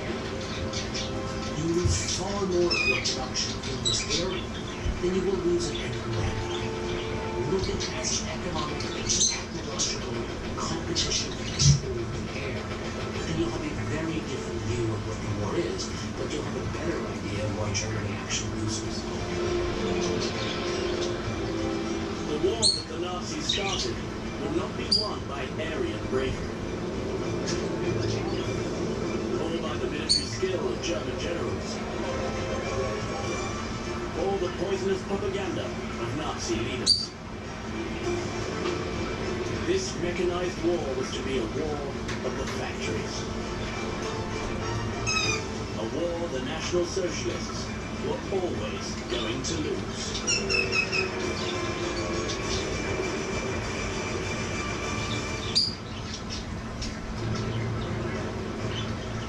Untold story of war production. All wars are about competition production. The side that produce more is always going to triumph over the other side.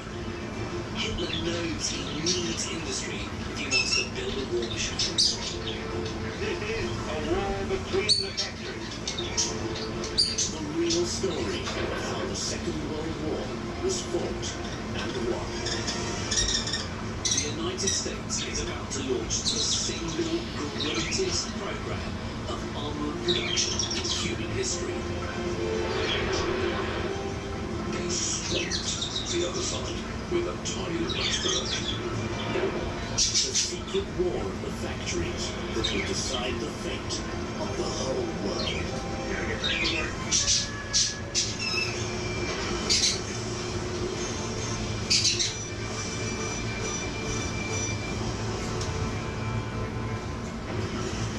Essen, the great industrial city of the Ruhr. Here is Germany's coal, And so here is the home of industrial giants like ThyssenKrupp. It was from industrial centers like Essen that the Nazis fought and lost the War of the Factories. Germany, 1926. When it surrendered at the end of the Great War, Germany was forced to agree to rebuild its war machine. So instead of building tanks in a massive Krupp factory, engineers are working on the design of a giant tractor. At least, that's the official line. In fact, this is a forerunner for a new kind of tank, which will spread terror and destruction across Europe. They will become known as Panzers.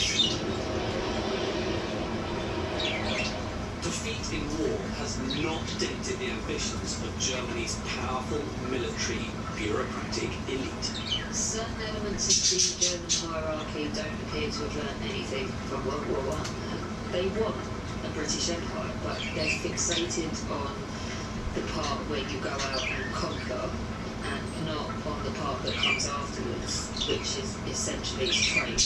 Almost as soon as the Great War is over, despite all the chaos, despite all the hyperinflation, the German ruling class is firing up its war factories again. Now, most ordinary Germans don't want war, but Germany's militaristic elite think of little else. Firms like Krupp worked to find ways around the ban on German arms manufacturing. In 1921, Krupp buys the Swedish arms manufacturer Bofors as a front company. The following year, they established Sudarius AG in the Netherlands as a front company to build warships and submarines. To keep its engineers' skills up to scratch, Krupp hires them out to numerous Eastern European war factories, including those of the Soviet Union. The Germans need to test their new weapons well away from the prying eyes of Allied inspectors, preferably outside Germany. One country in particular has vast unpopulated areas perfect for the job: Russia.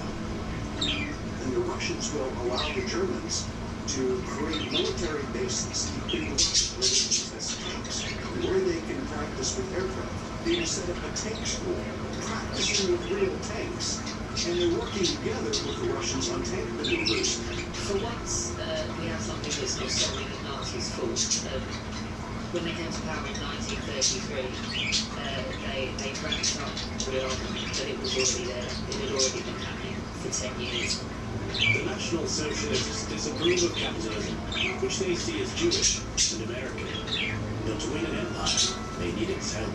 Even though the Nazis, of course, despise Jewish capitalism, as they call it, Hitler knows he needs industry if he wants to build a war machine. The Nazi view of American business, which they thought was a Jewish product really, was that it promoted the wrong kind of social values, and that it also promoted cheap, taxed mass production. They did not like the whole process of modernisation at all. The idea was far better for people to remain as peasants, where they could not only produce organic food, but also produce lots of children who would go on to be big, burly soldiers and fight efficiently in the army, than move to towns and cities where they would become, as they saw it, consumption-obsessed producers. Hitler demands enormous numbers of war machines. Germany's war factories deliver these numbers, and more. He called for 21,000 military planes to be built. In the end, his war factories will produce almost 140,000. Hitler says he wants 4,000 tanks, but his war factories will eventually produce almost 50,000. And to fight war at sea, German shipyards will build over 1,100 U-boats. Much of Germany's heavy industry was based here, in the Ruhr Valley. Here were among the largest coal fields in the world, and big factories thought to be close to their main source of energy. Under the Nazis, the Ruhr's factories shift their focus from trains and tracks to tanks and guns. And they will be rewarded with vast amounts of taxpayers' cash, of which large amounts go back to the Nazis in bribes. All the big industrialists of Germany contribute lots of money in the expectation Hitler will work for them. They ended up working for Hitler, of course. Hitler was actually in some ways a rather politician, and he very rapidly made a series of deals with large German firms, companies such as BMW, Krupp. It's a cozy relationship between the two sides, between large firms on the one side and the central state on the other. In the 6 years after the Nazis come to power, the major industrial companies involved in rearmament will see their incomes rise by 50%. If you own a company like Krupp and you make armaments, you just want to cuddle Hitler because he's going to give you endless amounts of money, he's going to make you very rich, and you're going to want to be his best friend. But in Krupp's case, his son joins the SS, you make him your best mate, and you're set for life. So Krupp in particular embraces the Nazis, and Hitler calls Krupp the Führer of industry. By 1934, Krupp's giant works at Essen are openly producing Panzer tanks. And at Krupp's Werft in Kiev, construction of U-boats begins. German rearmament plans are breathtaking in their ambition, and German war factories gear up production many years before the Allies are alive to the threat. German war factories appear to have a number of other advantages over the Allies. And the first is the quality of their engineers. Germany had industrialized in the second half of the 19th century and had drawn on the engineering skills of the British. But Germany had a much bigger population than Britain and was rich in coal. And by the end of the century, firms like Krupp, Siemens and AEG had turned Germany into Europe's industrial giant. German engineering was now focused on perfecting Hitler's war machines. Well, this is a Panzer Mark III, one of a family of German tanks, and of course they changed the nature of warfare. The gun is good, the protection levels are excellent, the running gear, it was always seen as an extremely well-designed tank. It's a good-looking tank, and it did take the world by storm. German engineering is revered the world over. German engineers have served long apprenticeships. They're highly skilled, highly trained in their craft. Compared to factories in America, German war factories are organized along more traditional lines, placing greater value on craft skills. To qualify as master engineers, workers have to serve long apprenticeships. This is further encouraged by the Nazis, who revived the old German craft guilds. In footage of German tank factories, the tanks are seen not on a production line, but static in different stations, surrounded by engineers. For people today who are interested in tank design, it's of course those German tanks that are the most fascinating. There are just so many types of German tank, and each model's got so many variations, so many clever little things about them, all those little engineering flourishes that makes them unique. There is another key difference between German and American war production. The Nazis have a different attitude towards free market competition. Instead, they grant monopoly privileges to favored war manufacturers. By 1937, 70% of production in Germany is carried out by state-sanctioned monopolies. If you're a certain type of politician, there are obviously going to be advantages in a totalitarian system. If the state has got total power and you want something done, you don't have to ask someone, or persuade someone, or even compromise. Just do it. And overseeing these state-funded monopolies is Germany's famously efficient civil service, which the Nazis greatly expand. Between 1935 and 1939, the number of government officials grows by 2 million. Under the Nazis, civil servants see their budgets rise 10-fold, 20-fold, even 30-fold. Germans love bureaucracy, and under the Nazis it gets a completely new lease of life. So before the First World War, Prussian civil service was the biggest employer in the world, and now with all of the rearmament that the Nazis are doing, they're employing legions of them to fix prices, make quotes, set contracts, all kinds of things. So yeah, anyone who with a penchant for signing things and trying to look smart while doing it is well employed in Nazi Germany. government spending rockets under the Nazis, and it's going mainly on arms. In the 5 years leading to the war, America is spending $300 million on munitions. Britain, which is gearing up for war, is spending $500 million. This is dwarfed by the Soviet Union, which is spending more than $1.5 billion. But far in the lead is Nazi Germany, spending almost $2.5 billion a year on munitions alone. And Hitler is not finished. In the following year, German expenditure on munitions will be more than double the total for the previous 4 years.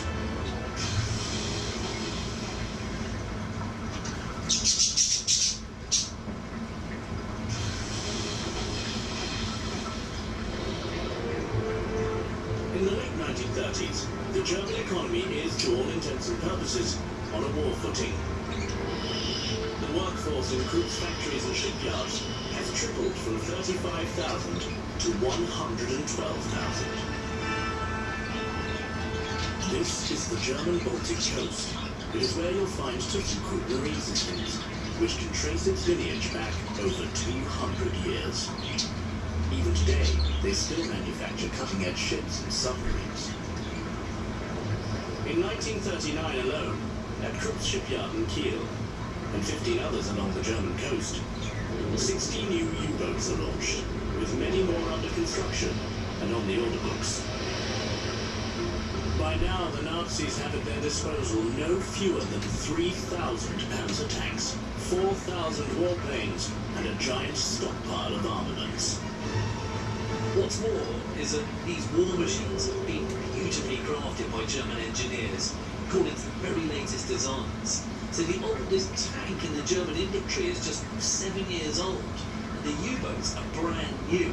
But if you look at the Royal Navy, some of Britain's submarines date back to the First World War. They're a lot older.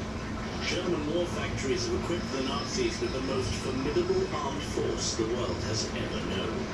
Just in terms of production, German factories have done something incredibly impressive and at the same time, utterly terrifying.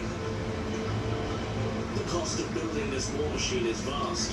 Now, somehow they have to make this monster war machine pay for itself. Hitler thinks that winning an empire will cover the cost, so that's what he sets out to do.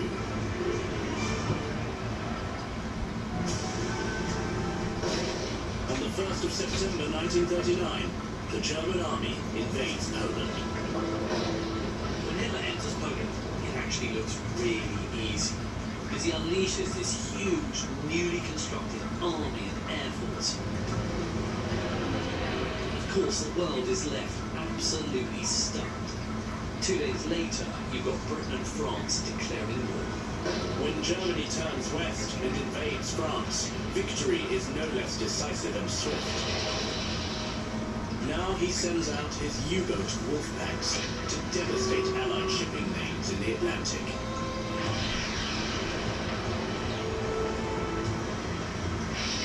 In the newsreels and from the point of view of the Allies, Poland and France look like relatively easy victories. But the Polish and French armies are huge. And though the Wehrmacht have won, it's come at a cost. Many tanks, many planes, many lives.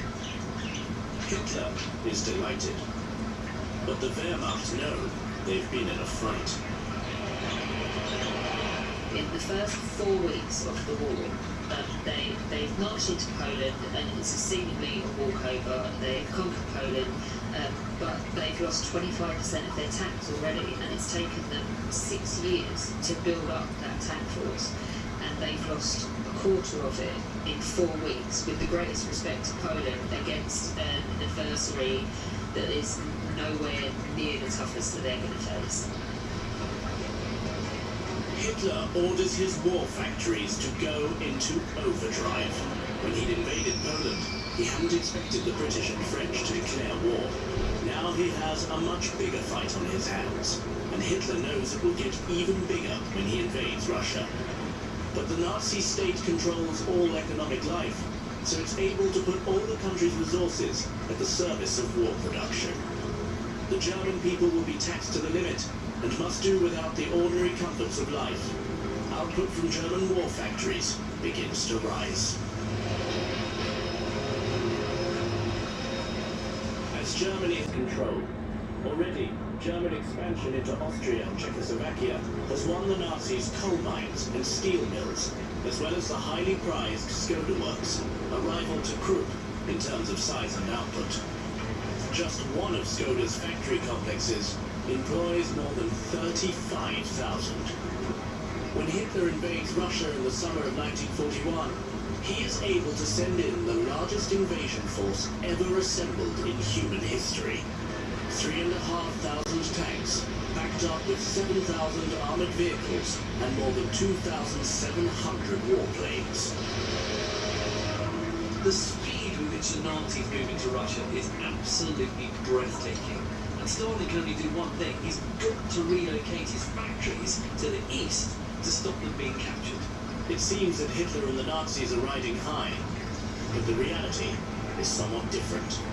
In fact, as early as 1941, it is becoming apparent to some in Germany that the Nazis cannot win. The Battle of Britain was Hitler's first setback. Between May and December 1940, the Luftwaffe had lost nearly 4,000 aircraft, a 71% loss of their strength. And soon, losses quickly start to mount on the Eastern Front. The Nazi invasion force that is unleashed on Soviet Russia is monstrous in size, but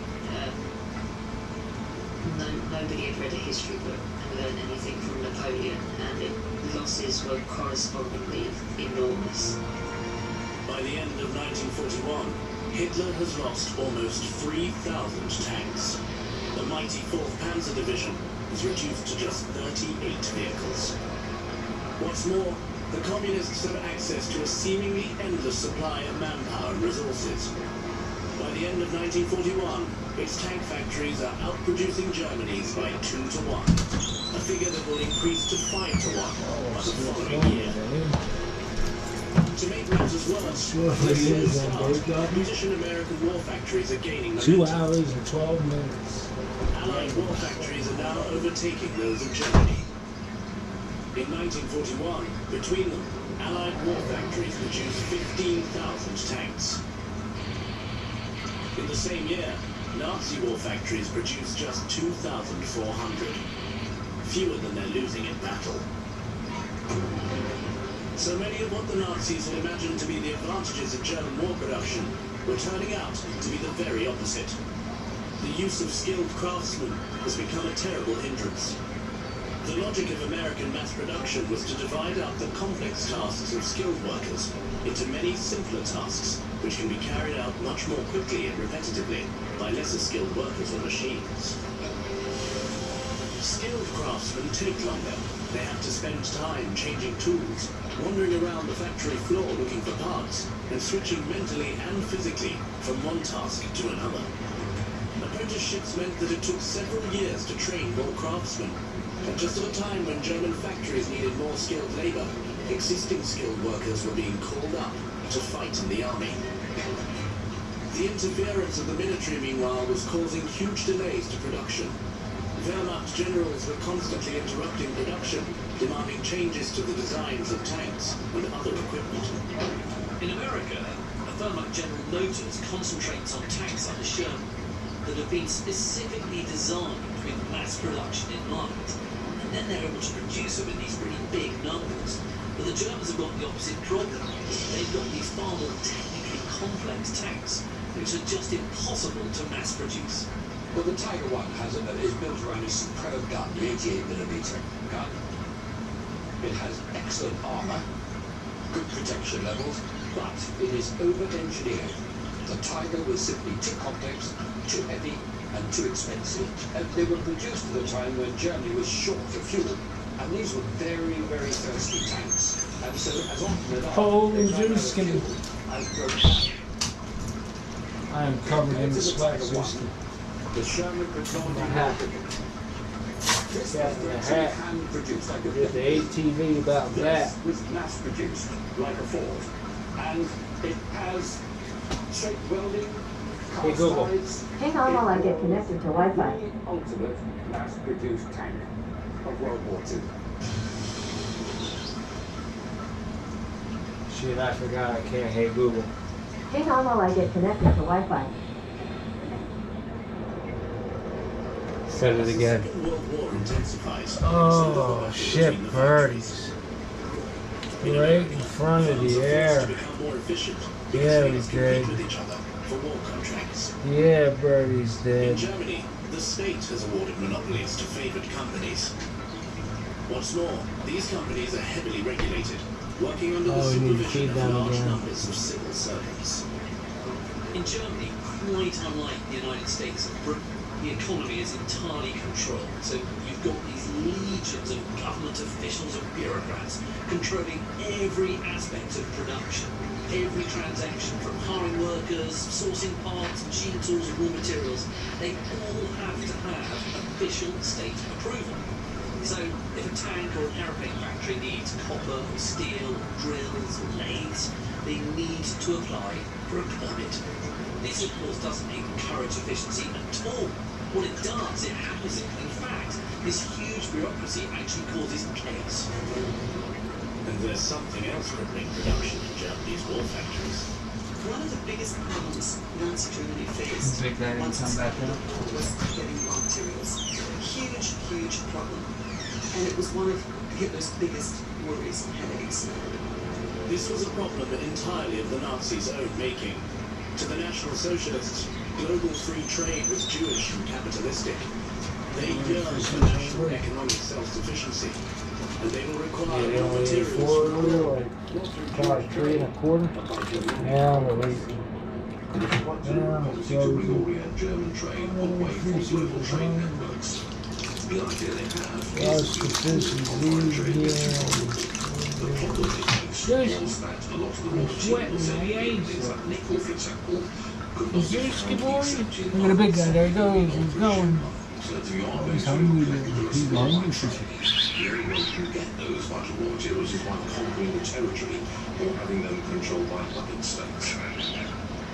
But as Hitler discovers, Whiskey boy. although the territory he conquers is rich in resources, Seriously, sweating my ace off. conquered peoples prove remarkably uncooperative and unproductive. By contrast, Allied war factories are simply buying what they need, You sleeping? quickly and easily from the world Oh, market. yeah. What are we doing, boy? We gotta refill this one, huh? Take this side next to the slope. Brzezinski. Hitler had now suddenly Your embraced brother. global free trade. The construction of his vast war What are machine you born? has crippled much of the rest of the economy. Brzezinski, boy. Germany has little other than guns and tanks to sell. So even the Nazis Brzezinski, were boy. paid supplies abroad to really work. The devotion to war production means they barely any other goods to trade. By autumn 1942, the inadequacy of German war factories was beyond doubt and contributes to a major defeat for Hitler in North Africa. Montgomery's 8th Army attacks Still something left in the bowl, cause man, I need at to least smoke. half of them American. Of comparable Panzer tanks, Rommel is defending with just 123. The German war factories now face a new problem. Even resources like coal, of which Germany has huge reserves, appear to be running short. The problem is transport. Germany was an early pioneer of the railways. Not only does it have a rail network that many countries can only dream of, German companies manufacture locomotives. I didn't put it back yet, I might throw another one in there. I'm so hungry. But in their eagerness to build tanks and planes, the Nazis have starved the railways of Trying money to go to the catastrophic knock-on effects crazy on the crane. industry. At any given time, This guy's all over the place, I can tell he's hungry. is common. But the German railway network is in such poor condition that it's actually become an international joke. Now these There it goes, bottlenecks trapping thousands of freight trucks. And as a result, coal starting to He's stockpile boy. up at the mines. And they in turn have to cut production Just at the moment, He wants to fish demand it. for coal is increasing. I'm trying to fuck with him. Burns describes this as the problem. Watch the boys, Zuski wants to fish. Zuski wants to fish, Zuski wants to Starting to bite fish. Fish is eating. means no steel. By the time You're eating, Zuski. Look, it's the big guy. more steel to build Zuski the big guy. It's a zebra crab, Zuski. You can't see it. let alone catch up You with can't see it, Zuski. steel production is less than half Oh, no, no, at the start of the war. Bring it to you. German war factories are short of coal, steel, and every other raw material. But the military setbacks in Russia and in Africa present them with another problem. In North Africa, Oh, the shit, Nazis that air lost conditioner feels good, buddy. 75,000 troops. In Russia, 60,000 German soldiers are dying every month. To replace them, the Air Nazis are conditioner taking feels skilled good, workers boy. out of the war factories. Really You good, have boy. the armed forces and industry often competing for the same personnel. Wow, they really ate them all. As Germany has different military advances or reverses, you have personnel being taken into the armed force who have been reclaimed by industry in order to keep things going. Hitler is pillaging occupied Oh, they're watching fucking Hitler shit here. factories. He is Can't confiscated do all that. of them. I'm gonna live stream back over there. You guys just keep live stream, watching the live stream. Look at this shit. Double view it. That's funny.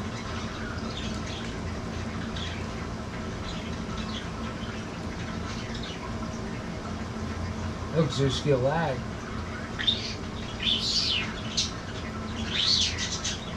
You can see it lag on the TV videos.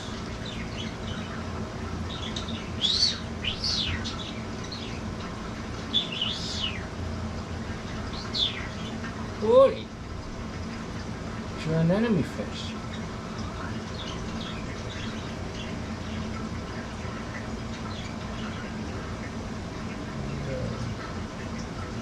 Juicy bird. Oh, look, there it goes. Big old chunk. Oh, yes, sir. That's the one.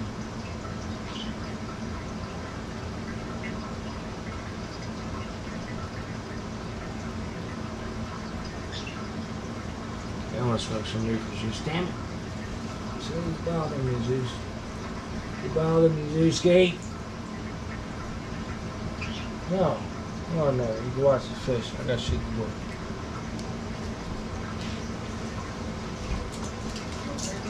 Yeah, thanks.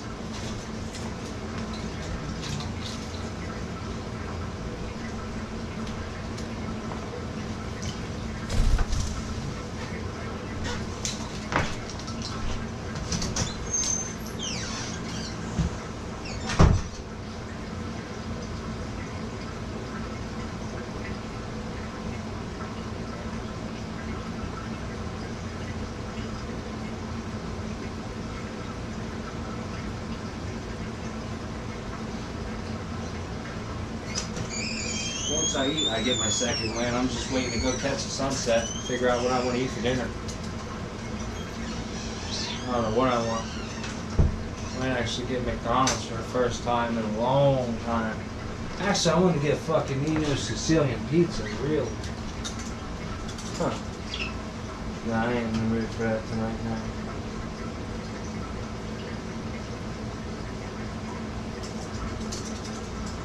Yeah, I think I'm done for a mango smoothie. Pineapple mango smoothie and a double quarter pounder and fucking pineapple mango smoothie, double quarter pounder, and maybe a fries. Might even be able to pound on one of them motherfucking Sundays too, Zuski. Because I'm just need the protein calcification today, buddy. Did it fall? Boost it up a little bit. Just knocking my shit out of you. It's up here already. Skipper!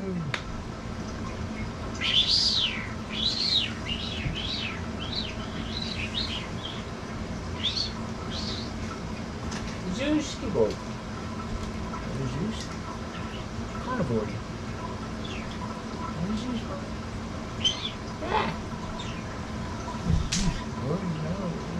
What do you mean?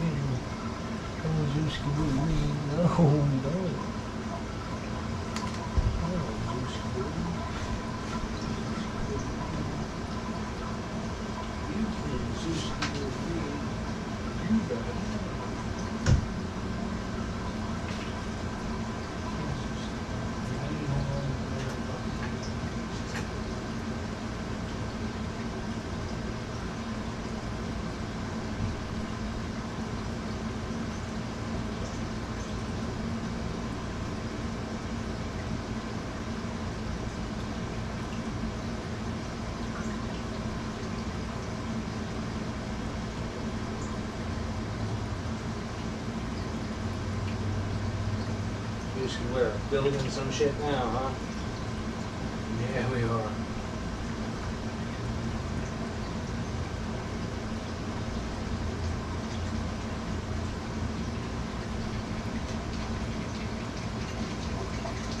I wonder if he's got the same last name.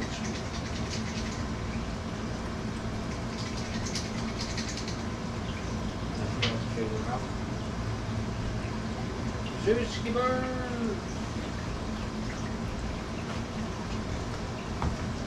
What you do with the bowl, Zeus? What you do with the bowl, eh, Zeus? Oh shit. Too much pressure, Zeus. Too much pressure.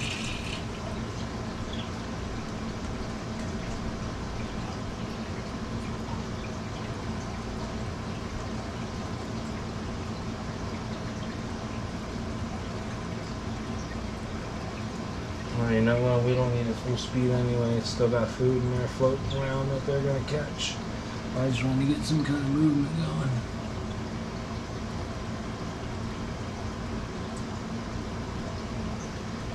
I'm smoking. Yeah, I think it is McDonald's in Izuski. First time in like maybe a couple months.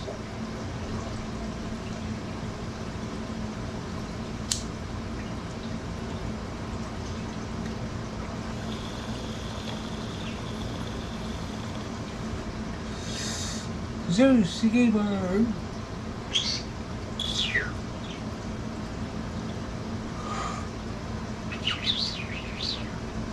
Zeus, buddy. Hey, boy.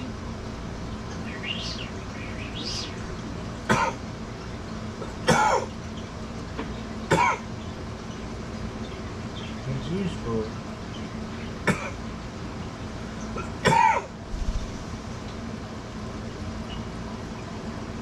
Oh, it's that rain giving it so much of a glare. That sucks. I just ruined this whole YouTube stream. Damn. He's saying I got like another hour and a half left just about, and I'm 2.5 hours into it.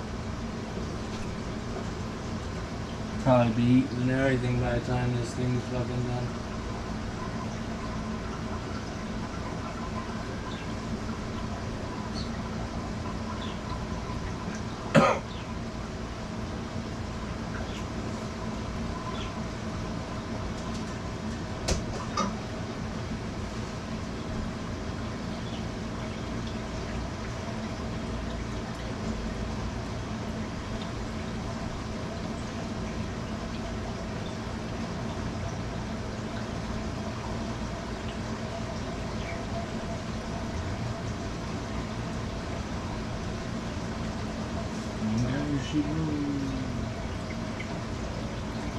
Some more. Damn, I can't set the hey giggle, man, otherwise it'll stop. Oh, it did again.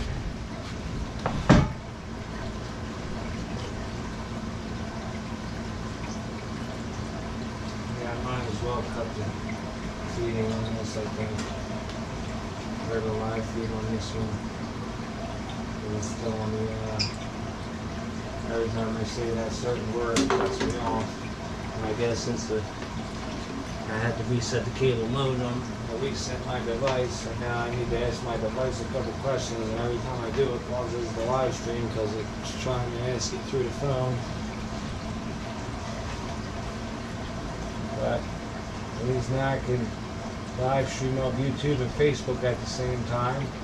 And tomorrow I'll do Facebook, YouTube, and Twitter at the same time.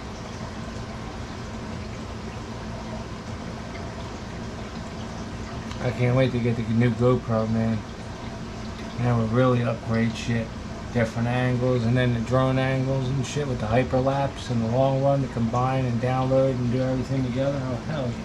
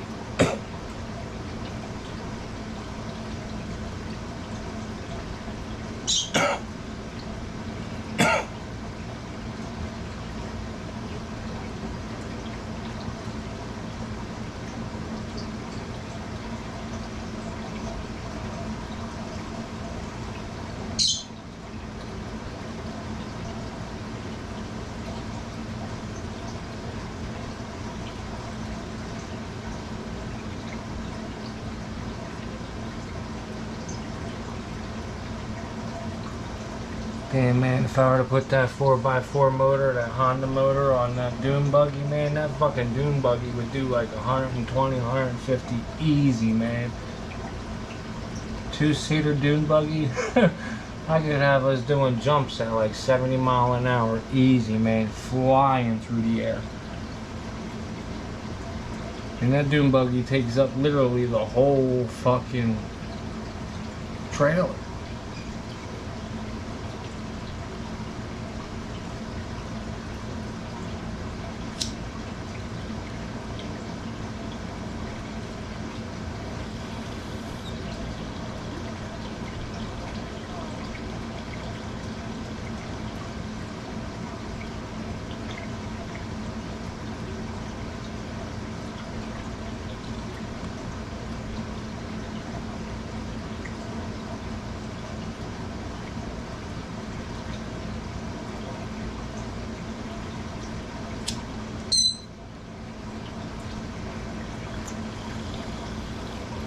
No beep. No beeping.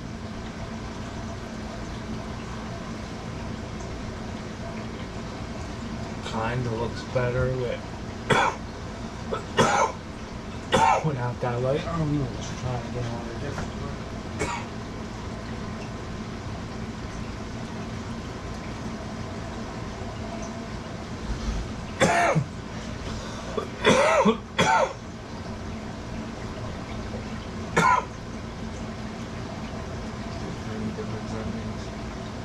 Go back and look at shit.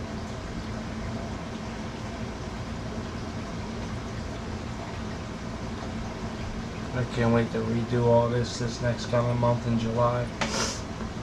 I'll redo this fucking doser and all, and radio.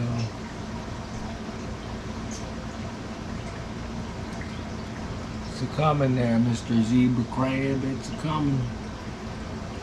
It's a coming there, buddy. He is getting bigger. He changed his shell like 3 times already, I think. That's his third fucking turbos. There's 2 other turbo shells, 3 other turbo shells down there. I gotta grab and throw them in there now. And yeah, I didn't realize that. It's like 2 degrees hotter in the sump than what it was in the fish tank. So the fish tank was like 86 degrees, 87 degrees, and the sump was at like 88, 89. And then none of that, I was medicating. So apparently there went my couple of turbo snails that I had, which really sucks. Because they did polish the hell out of that sump for me for a little bit while they were in there. I wanted to get more and all, but just with this car issue and catching up on everything else, I wouldn't have been able to afford it. Oh. There's a nice big old chunk that just fell down.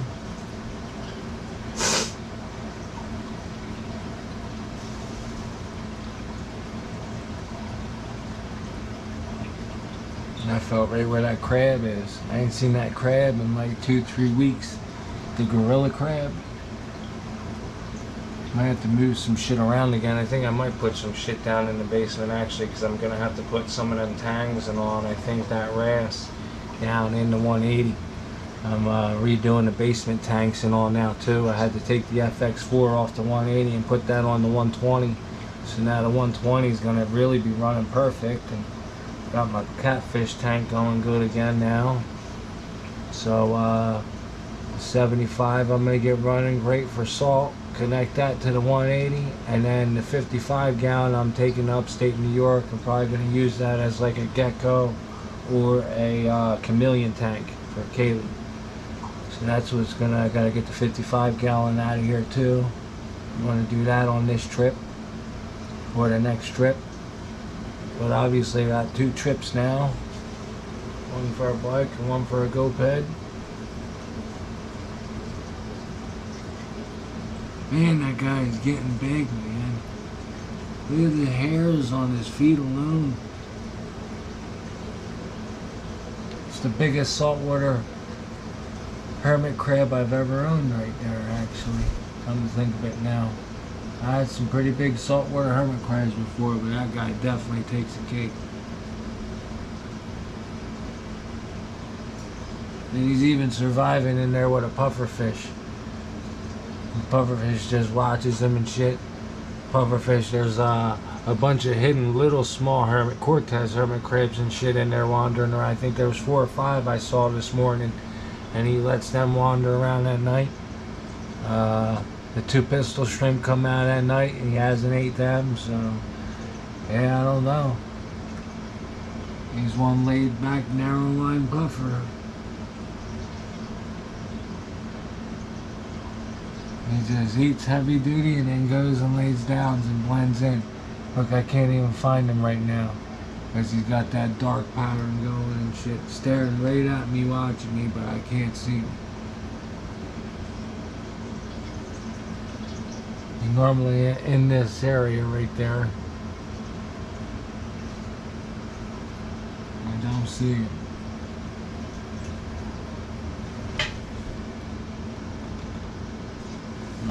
There's a cube on top of the water thing, a green spinella cube. Maybe there'll start cubes in there. They didn't eat them fast enough. And I don't like the cubes that get sucked down the back. I used to have the water level so much higher going over top of the overflows. And so my last reason I had to medicate was because the clown goby ended up going down the overflow, and it caused an outbreak of bullshit because of him dying in the fucking pipe.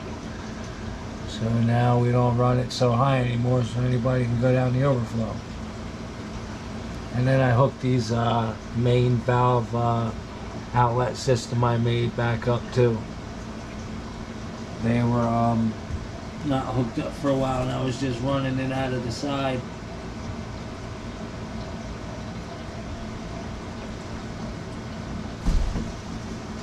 There we go. Now I shook it loose. Now we can unpower this here. If it don't float back up, get hit with something. There we go. Hopefully that goes right to the right over into here where these guys are. They barely come out of their hole to eat unless it's at night, so I don't know, man. I've been thinking about opening it up and trying to hand feed them guys, but ever since I started putting a lot of heavy stock of fish in here again, them fish haven't came back out. Them 2 Watchman gobies and that pistol shrimp. It's like the pistol shrimp only comes out at night, and I think they come out a little bit to watch them, and then they all duck back in the hole if something happens.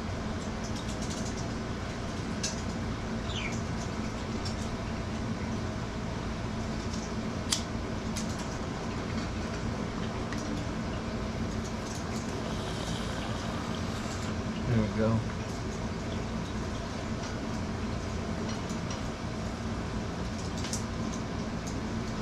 Zeus! Boom! You know what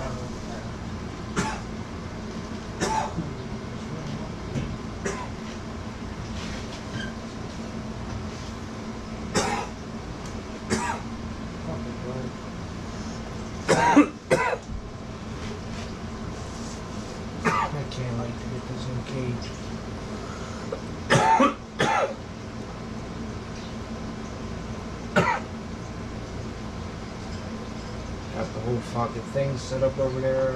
Big ass fucking giant sheet thing on the floor and all. So when he goes over there, just wash curtains, all this shit. And this motherfucker goes over here. Look down, pull one of your talon feathers. Zewski, buy another hat.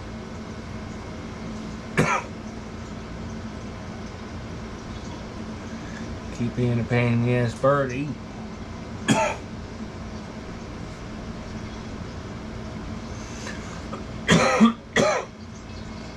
Where's the dragon net? Where's the old dragon net?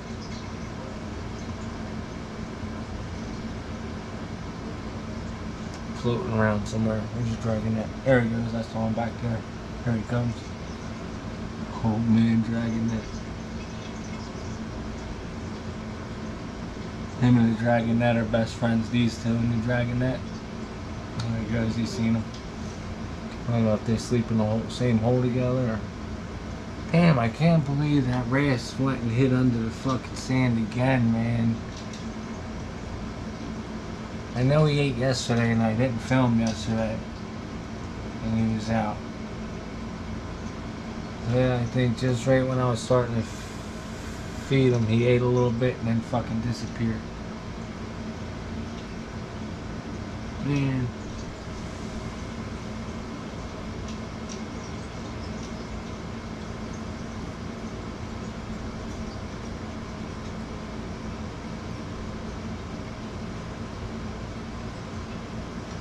Oh, maybe that writer with the ring card is working better. Huh. That's cool.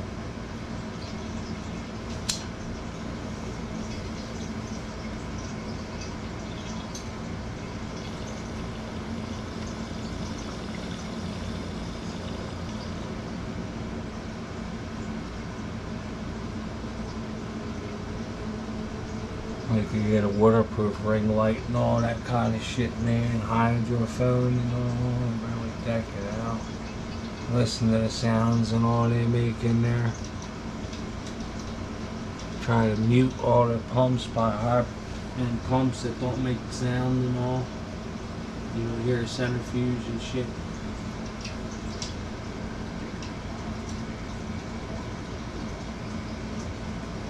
Pipe it to where you don't hear no gargling at all. But I kind of like it on this one. I love it. If I get a good gargle going, it's like such a soothing sound sometimes.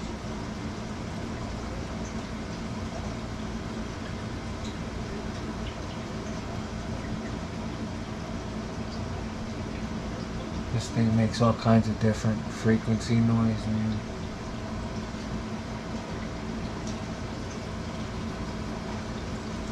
All kinds of oxygen.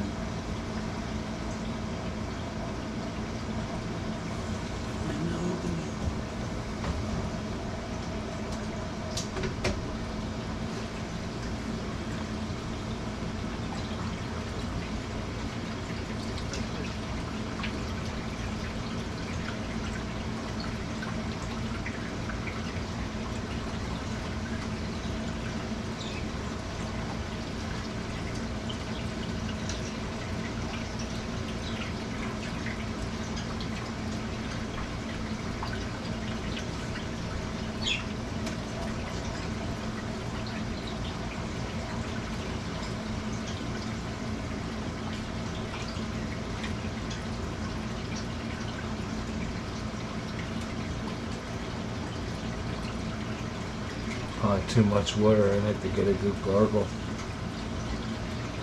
I poured in a lot of water last night. I was planning on doing a water change.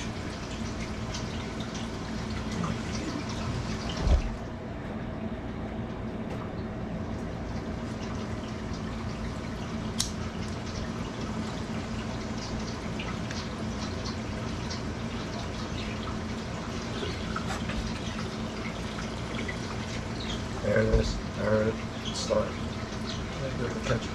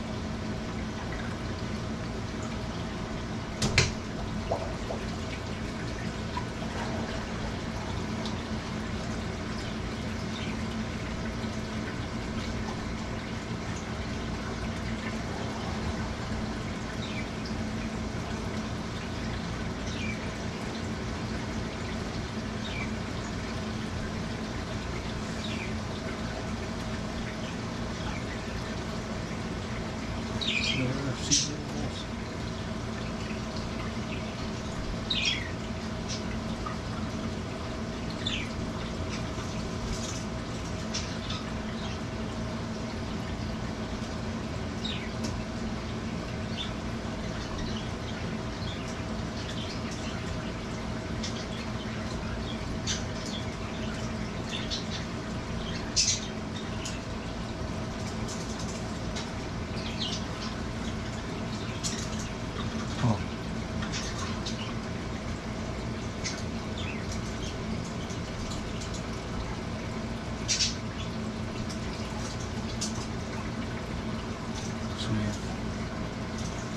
Not gurgling, Zeus. Not gurgling.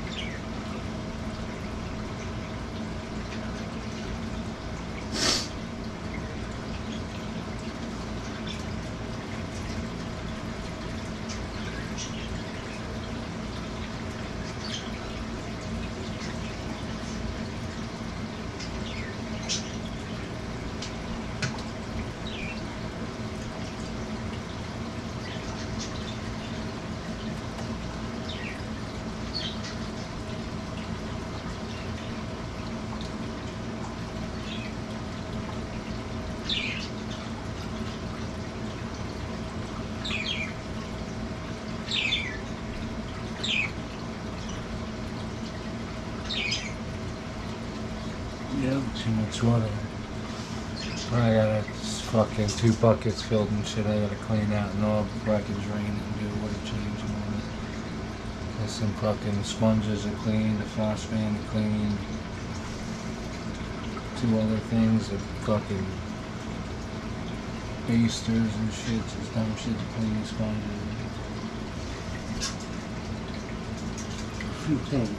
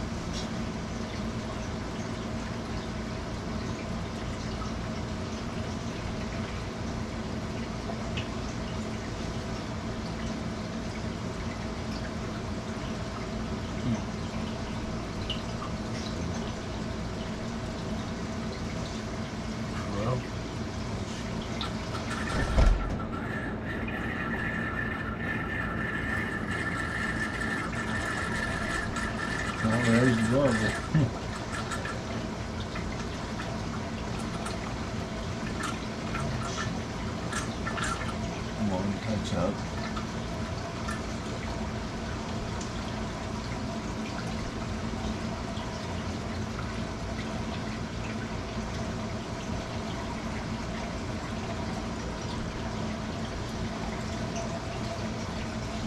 No.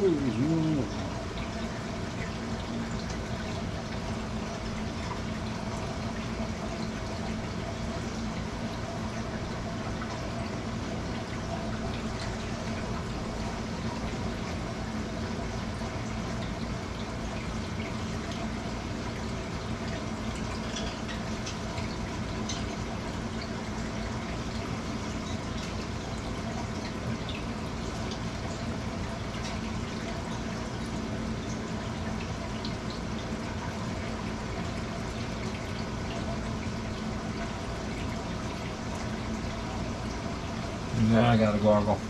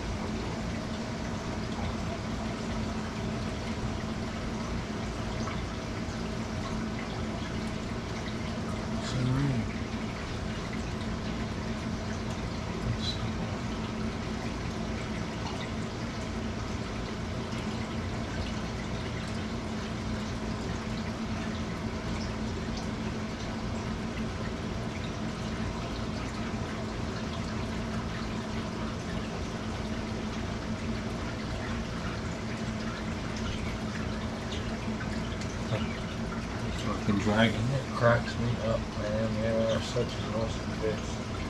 Dragon nets, eh? Dragon nets.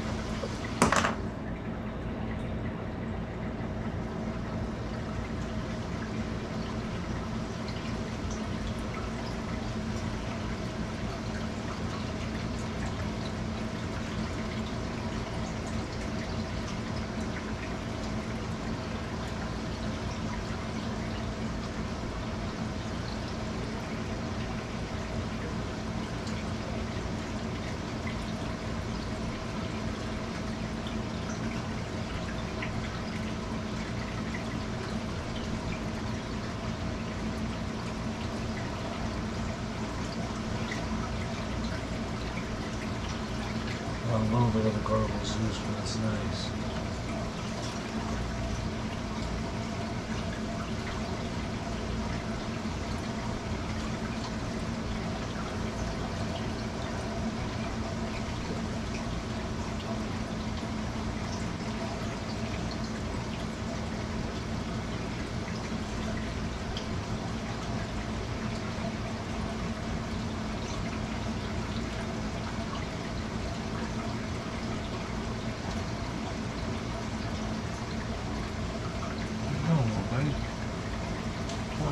So good.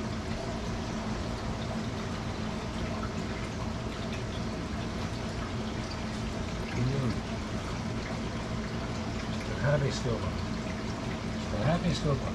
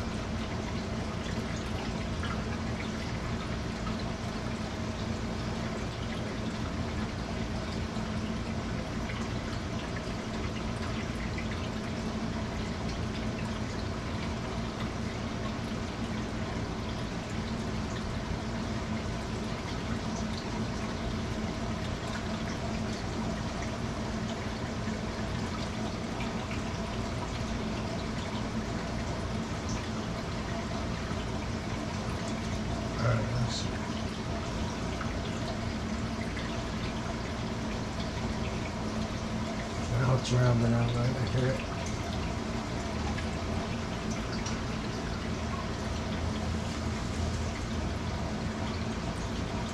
Shit, see, shit.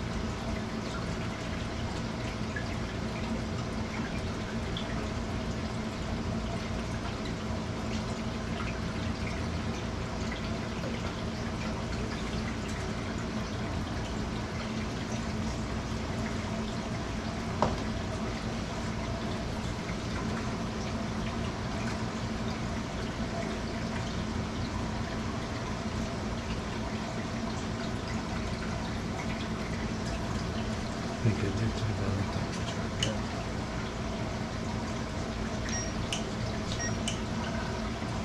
81 down there.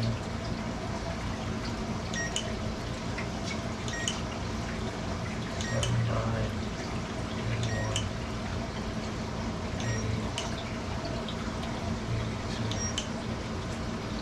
82. Them lights do fucking need some heat. I know that. There's two of them, one big one and one little one. One fucking 3 foot and one 16 inches, I think that's 18 inches. It's one in there. You got the air pump and the red one. Almost red one.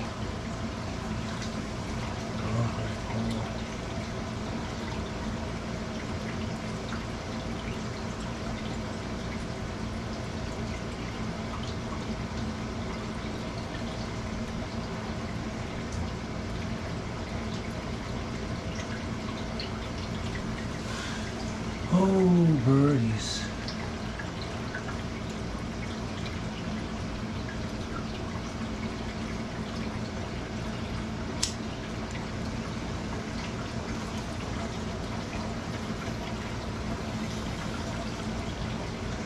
Oh, you got the overflows exposed. It's like less oxygen right now. If I turn it down, bring the water volume down, it'll be more oxygen through the top. This is straight purely agitating the top this way, huh? I could try and raise the overflows up. Could notch them out if I really gotta raise them up.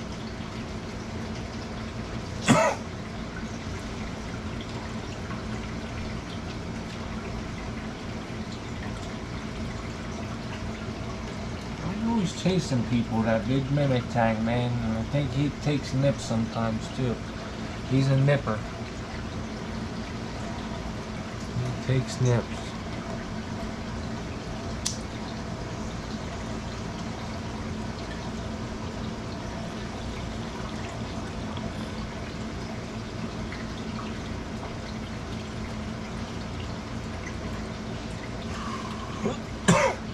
Did you try it, buddy? It tastes like shit. Oh, Mr. Clowny Fish.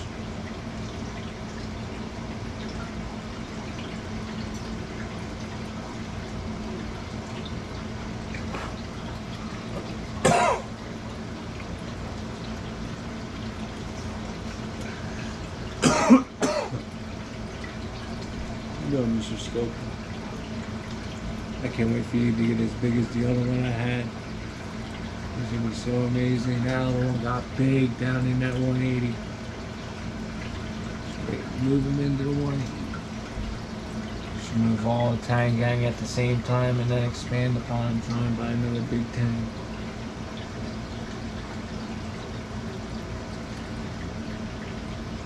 Can't wait for the mimic tang to start changing colors.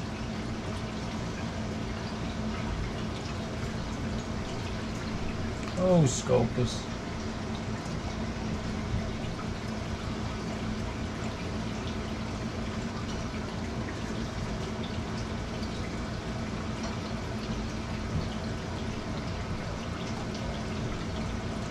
Peace mission. For a little guy, he still fights back.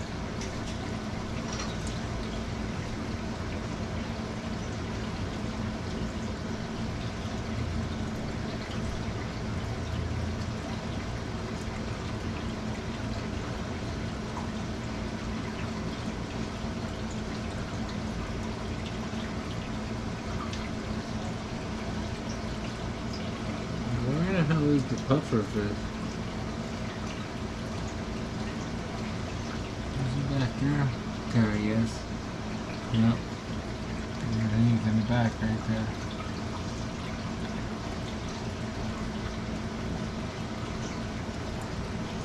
In the 6th line, he just dives all over the tank, in and out of all kinds of different places.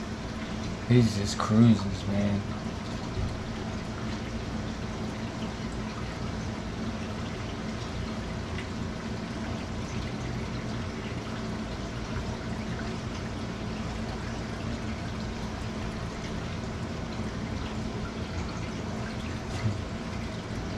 He just cruises.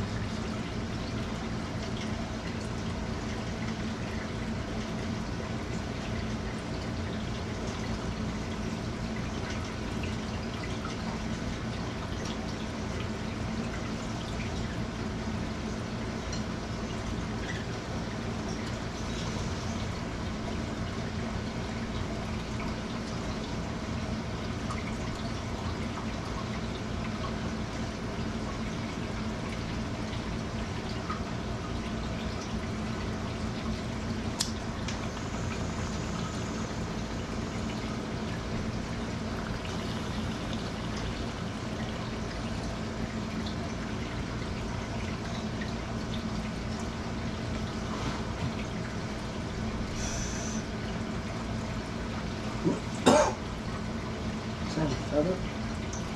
It's a fucking feather. Birdie's dancing in my sump again. That's a white feather. Allison Z. Dancing in the sump again. Taking baths in the sump again.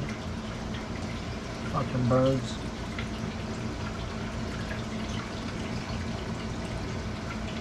Or they could have been trying to drink the water. Because they can digest the water because it'll go to their beak. The salt goes to their beak. Argonite, snowing, yay. They like the snow.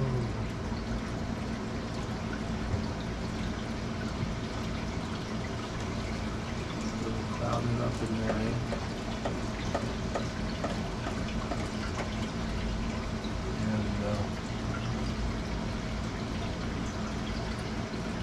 It's snowing. You get all wound up and happy when it's snowing.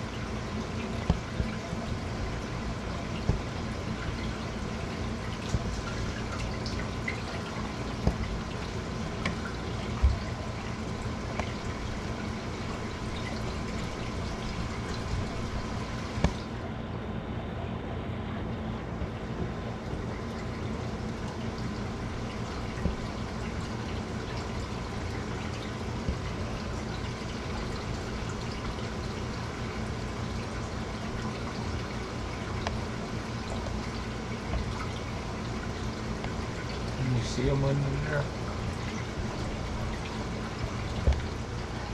Oh, she knows if I were to do an arm down again, you could see a shadow.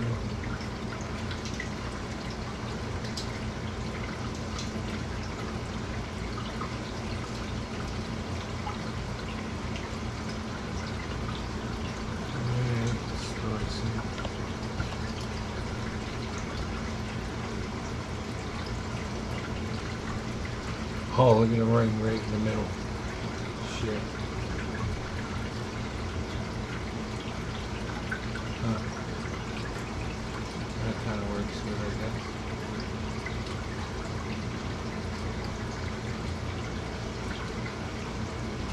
Yeah, it's still got another hour left about. Who's doing that? Zeus! Get around the window.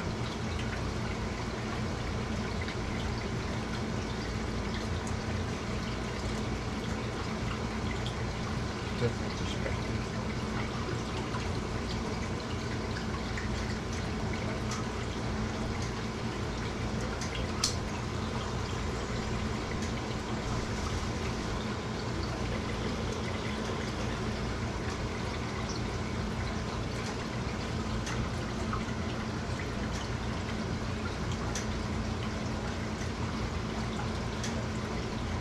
Oh, this fucking thing. Hoagie ho. Ho. Crazy boys. Sorry, Lucy. Well, anyway, everybody wearing the window doing fucking weird shit, probably. Oh, the pups are fucking left from underneath, huh?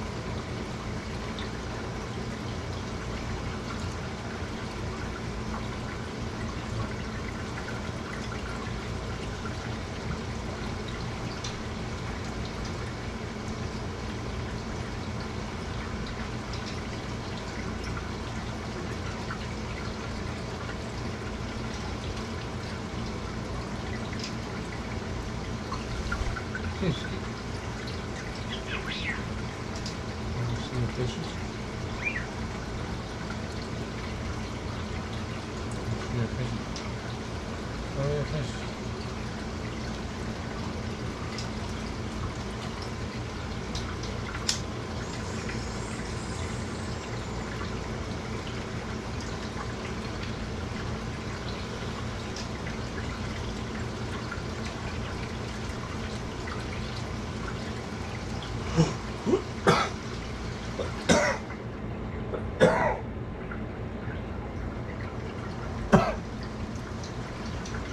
He's getting you.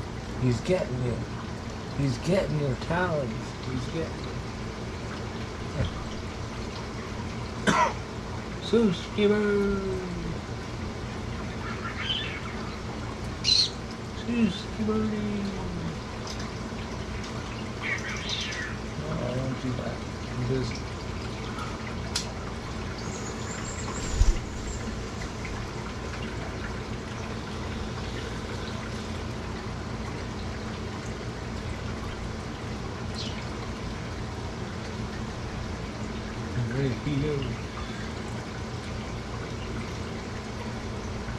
And is that much of a line I got?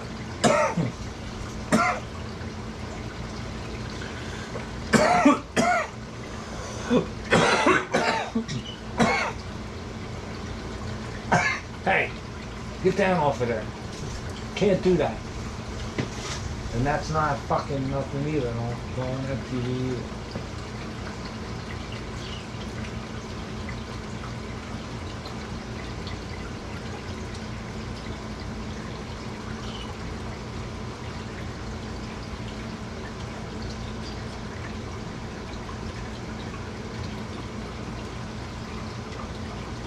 You're looking for more food?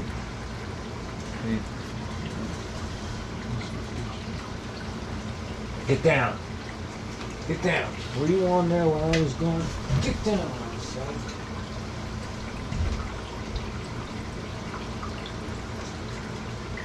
Show you, man, dude. You can't even say, hey, blah, blah, blah. Otherwise, it'll say, no, resume. Damn, I started that at 59% battery, and it's still going. And I left for like an hour, hour and a half. This shit's running for 3 hours and 14 minutes now.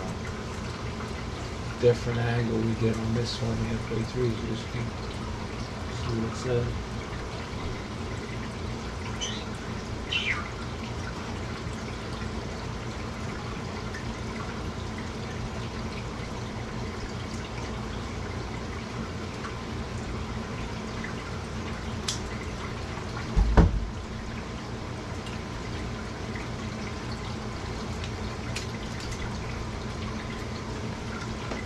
I had to vacuum out my car. I think I was used. Figured something to eat and shit first. Get the salad on eat.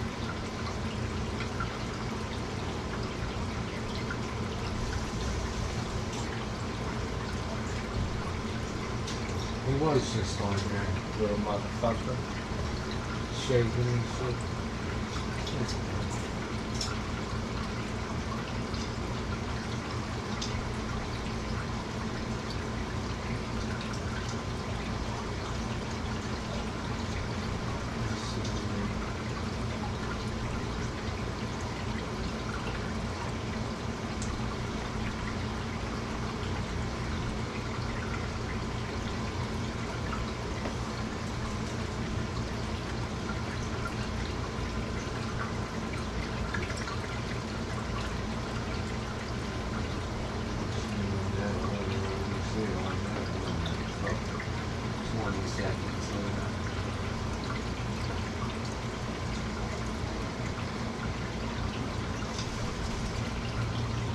Zeus, rotisserie, get down.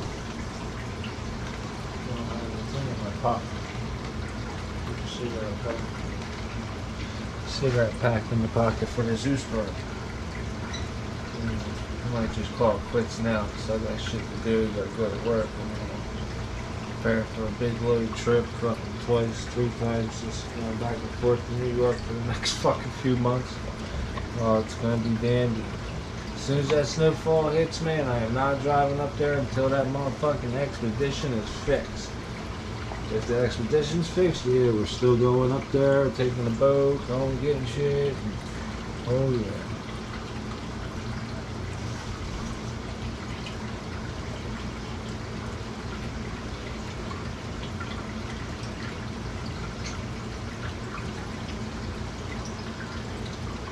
Why would you not have solar panels on the boat and then be fish tanks on the boat running the solar panel off of the fish tanks and shit on the boat?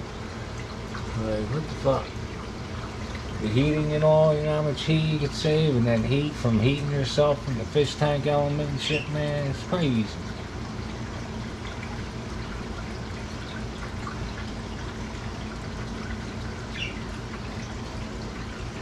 Do one of them stabilizer jobbies. That'd be a big boat. Oh, some heavy gallons of water.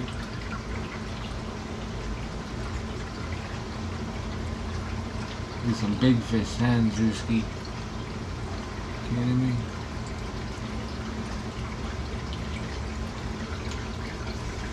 Like a subfloor that's nothing but a giant fish tank that you can go down and walk around the side of. Drop the fish in from the top and shit. Close it all up and then that's your floor.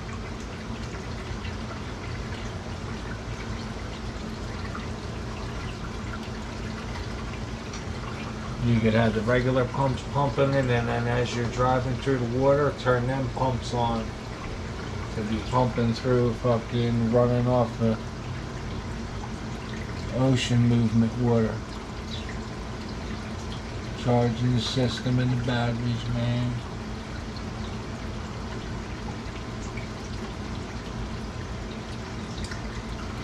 We used to doing the circle. Did you see that?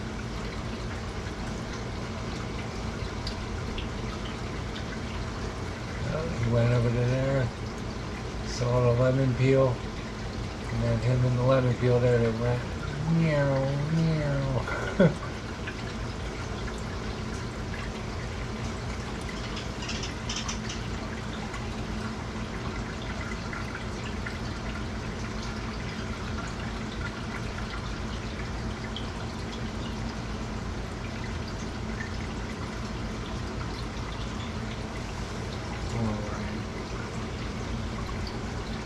I don't know what the fuck I want to eat, man.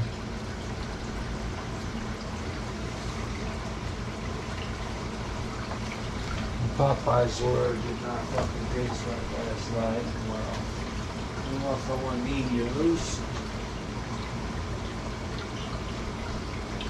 Just get a fucking McDonald's order because I ain't had that all time.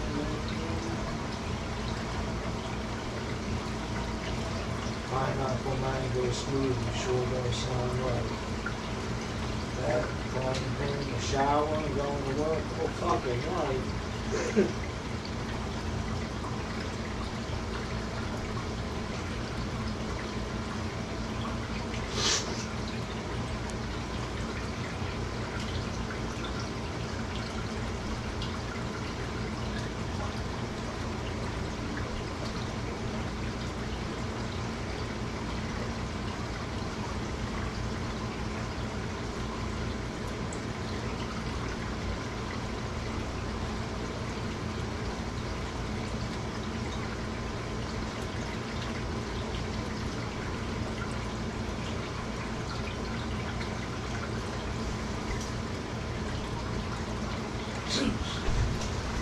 Oh.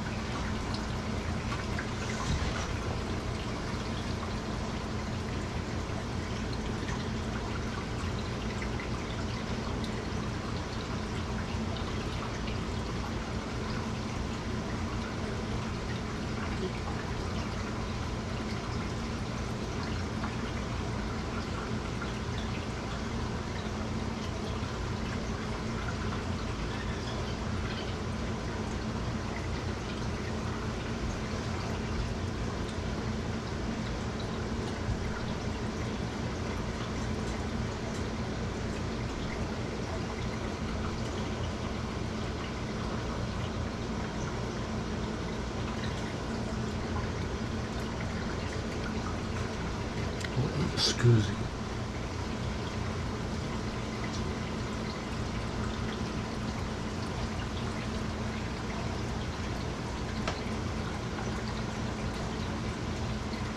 Time to make one out of.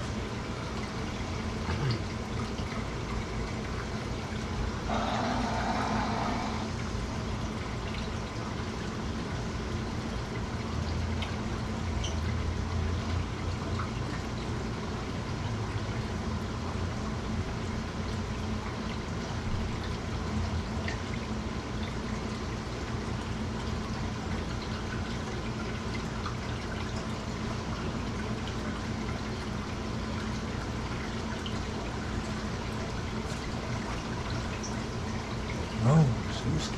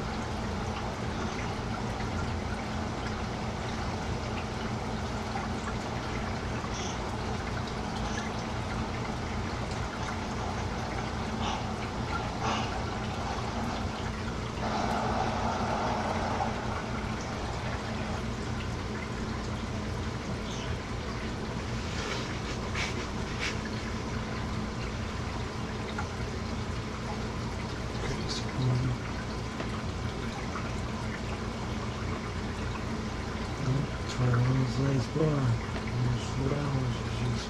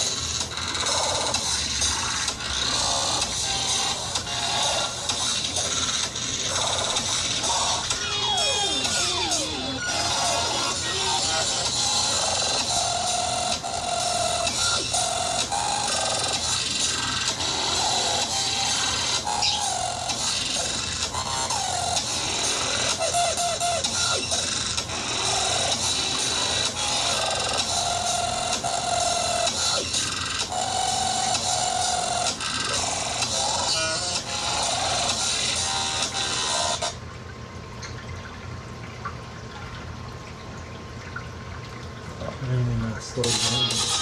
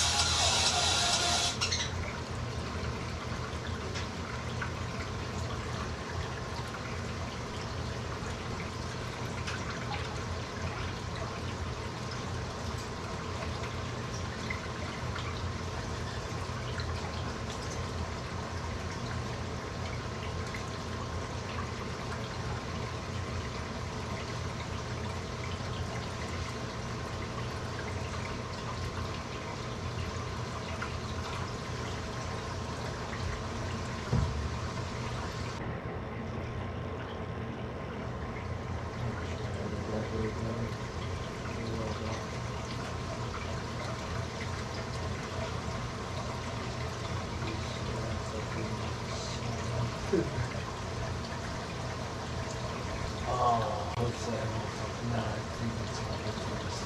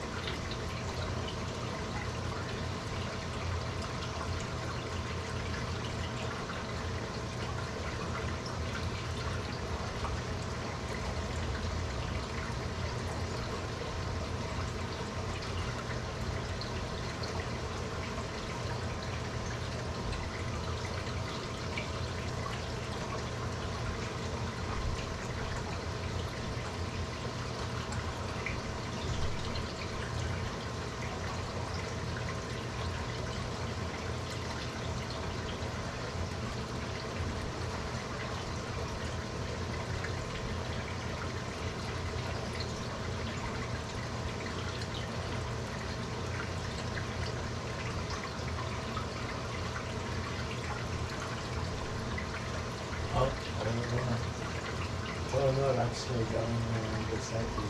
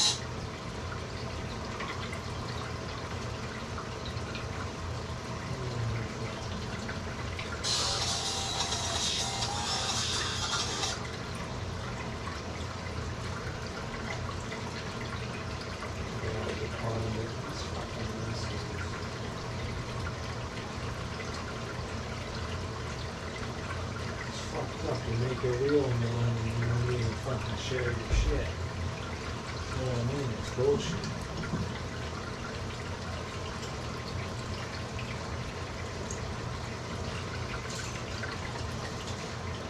How the fuck are you supposed to get followers and all that without really paying, and then they give you a crazy algorithm? So it's nice stuff.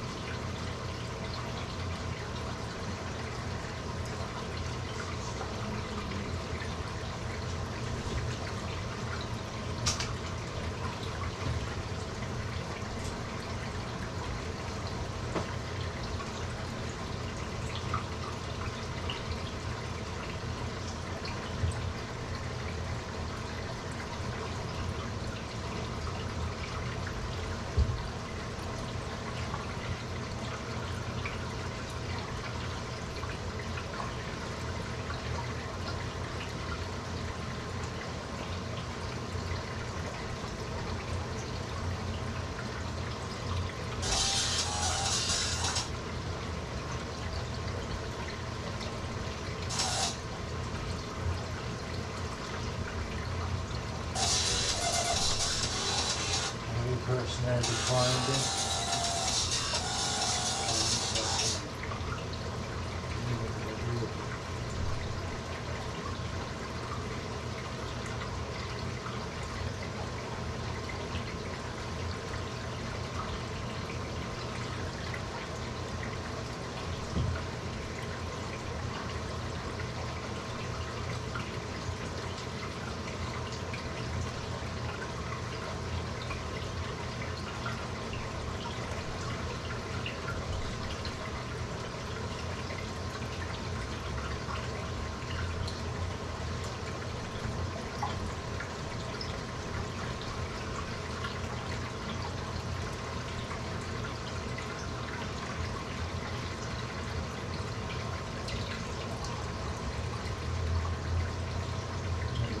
Colorado something. I got beef tank over.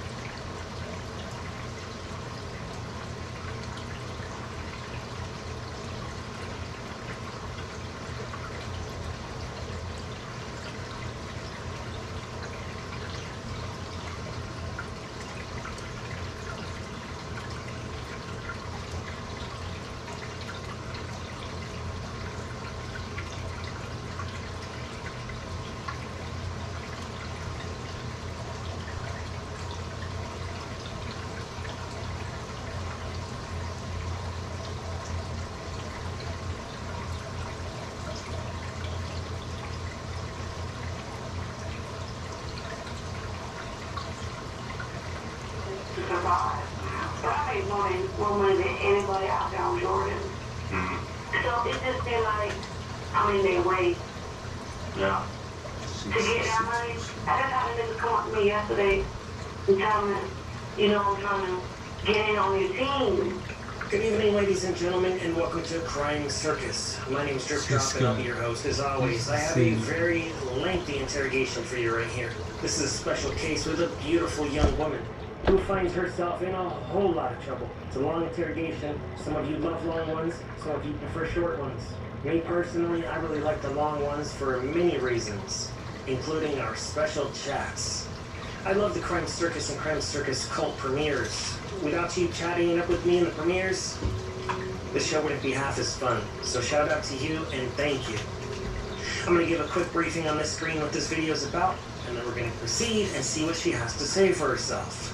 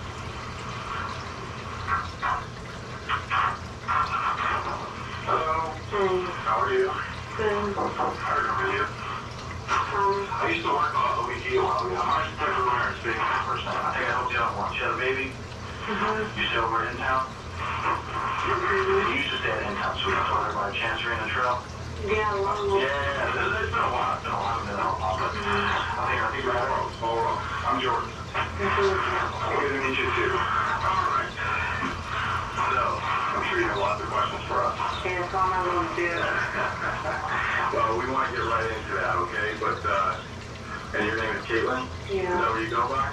Is that what you want to call you? Yeah. Okay, sounds good, Caitlin. Caitlin, do you have a phone number right now that we can reach you at if we need to? 407-508-0388. And what's your current address? 60 Barlow Street. Oh, it's the one on your deal? Yeah. Okay.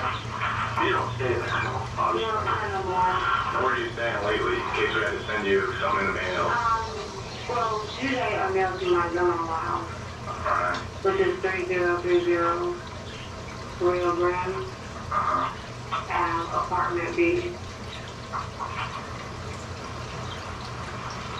Rio Grande, apartment B. What complex is that? I can't even tell you the name of it, and I go there every day. Is that north of I-4? It's around Rio Grande LB. Oh, okay. On the corner. So you understand colors matter or something? That's what Pepe. Yeah, something. Pepe? Royal Summit. Yeah. Oh, yeah. You know him? Yeah. The Russian guy? Yeah, he's a nice guy. Yeah. Hey, he's always trying to get in people's business, right? Yeah. Yeah. Oh, boy. Well. Tried to go through one day. Because my car broke down. He called me from out the stolen car. It was not stolen. It wasn't stolen? Yeah, yeah. He thinks you were talking. We know you fly there. Yeah, you already have that. Yeah. Oh, boy. Well, tell me a little bit about yourself. You have kids?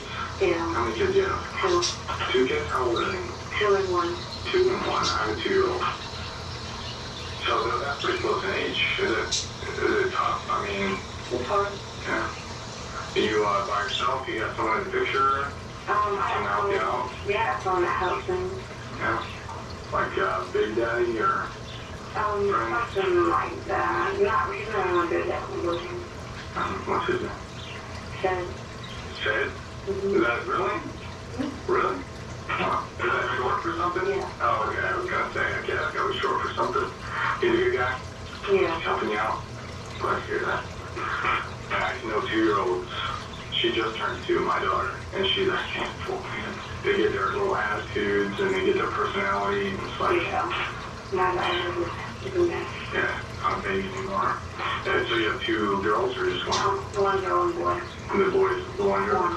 So what each girl or boy? 4 hours and 14 minutes. Yeah. Interesting. This was 4 hours and 18 So minutes. what you're telling me is My daughter was like not a baby to me. now. When she was a baby, she was like so independent. But like she was a baby, but she was like you can let her play. My friends like yeah. You like that? I'm looking like a dad. Yeah, well, that's what you're talking about. Yeah. So my dad looks like me. Yeah, just like me. So Who's that? things. Alright. How long were you with them before you got to sign up kids? Not long. It kind of happened fast. Yeah. Sometimes that happens. I mean, can't control everything in life, right? You are behind? No. You trust them? No. You don't trust them? No. Walk it out. Because he is disloyal. What, it seems like something's happened in the recent past. Yeah. What's he done? Like personal stuff, like girl stuff, like he's cheating on you, or like other stuff like that? Not into this that, but like, cause that's one thing, but then when it becomes something else, it's just. Yeah, that's really ready stuff, huh? Yeah. Well, it seems like that's a little tough for you. Seems like you have a lot going on too. Trying to hold things together. Well, you seem like a strong woman, and it seems like you're trying to do the best that you can. And it seems like sometimes we get caught up in some things that get a little out of control. I don't know what I get caught up in. Yeah. Well, that's what we're here to talk about, Caitlin. So, I just want to let you know, we're here for you, okay? A lot of times when we get called into these types of cases, there's always more than one story. I'm sure you know that. There's always what one person says, and then there's what you might tell us, and then the truth normally somewhere in the middle. You know, and it's our job to... This was a man named Antoine Kegler. Well, what is that? What is that, okay? Well, you have a lot of things going through your mind right now, okay? And I know, and we think that most people, when they get taken here to talk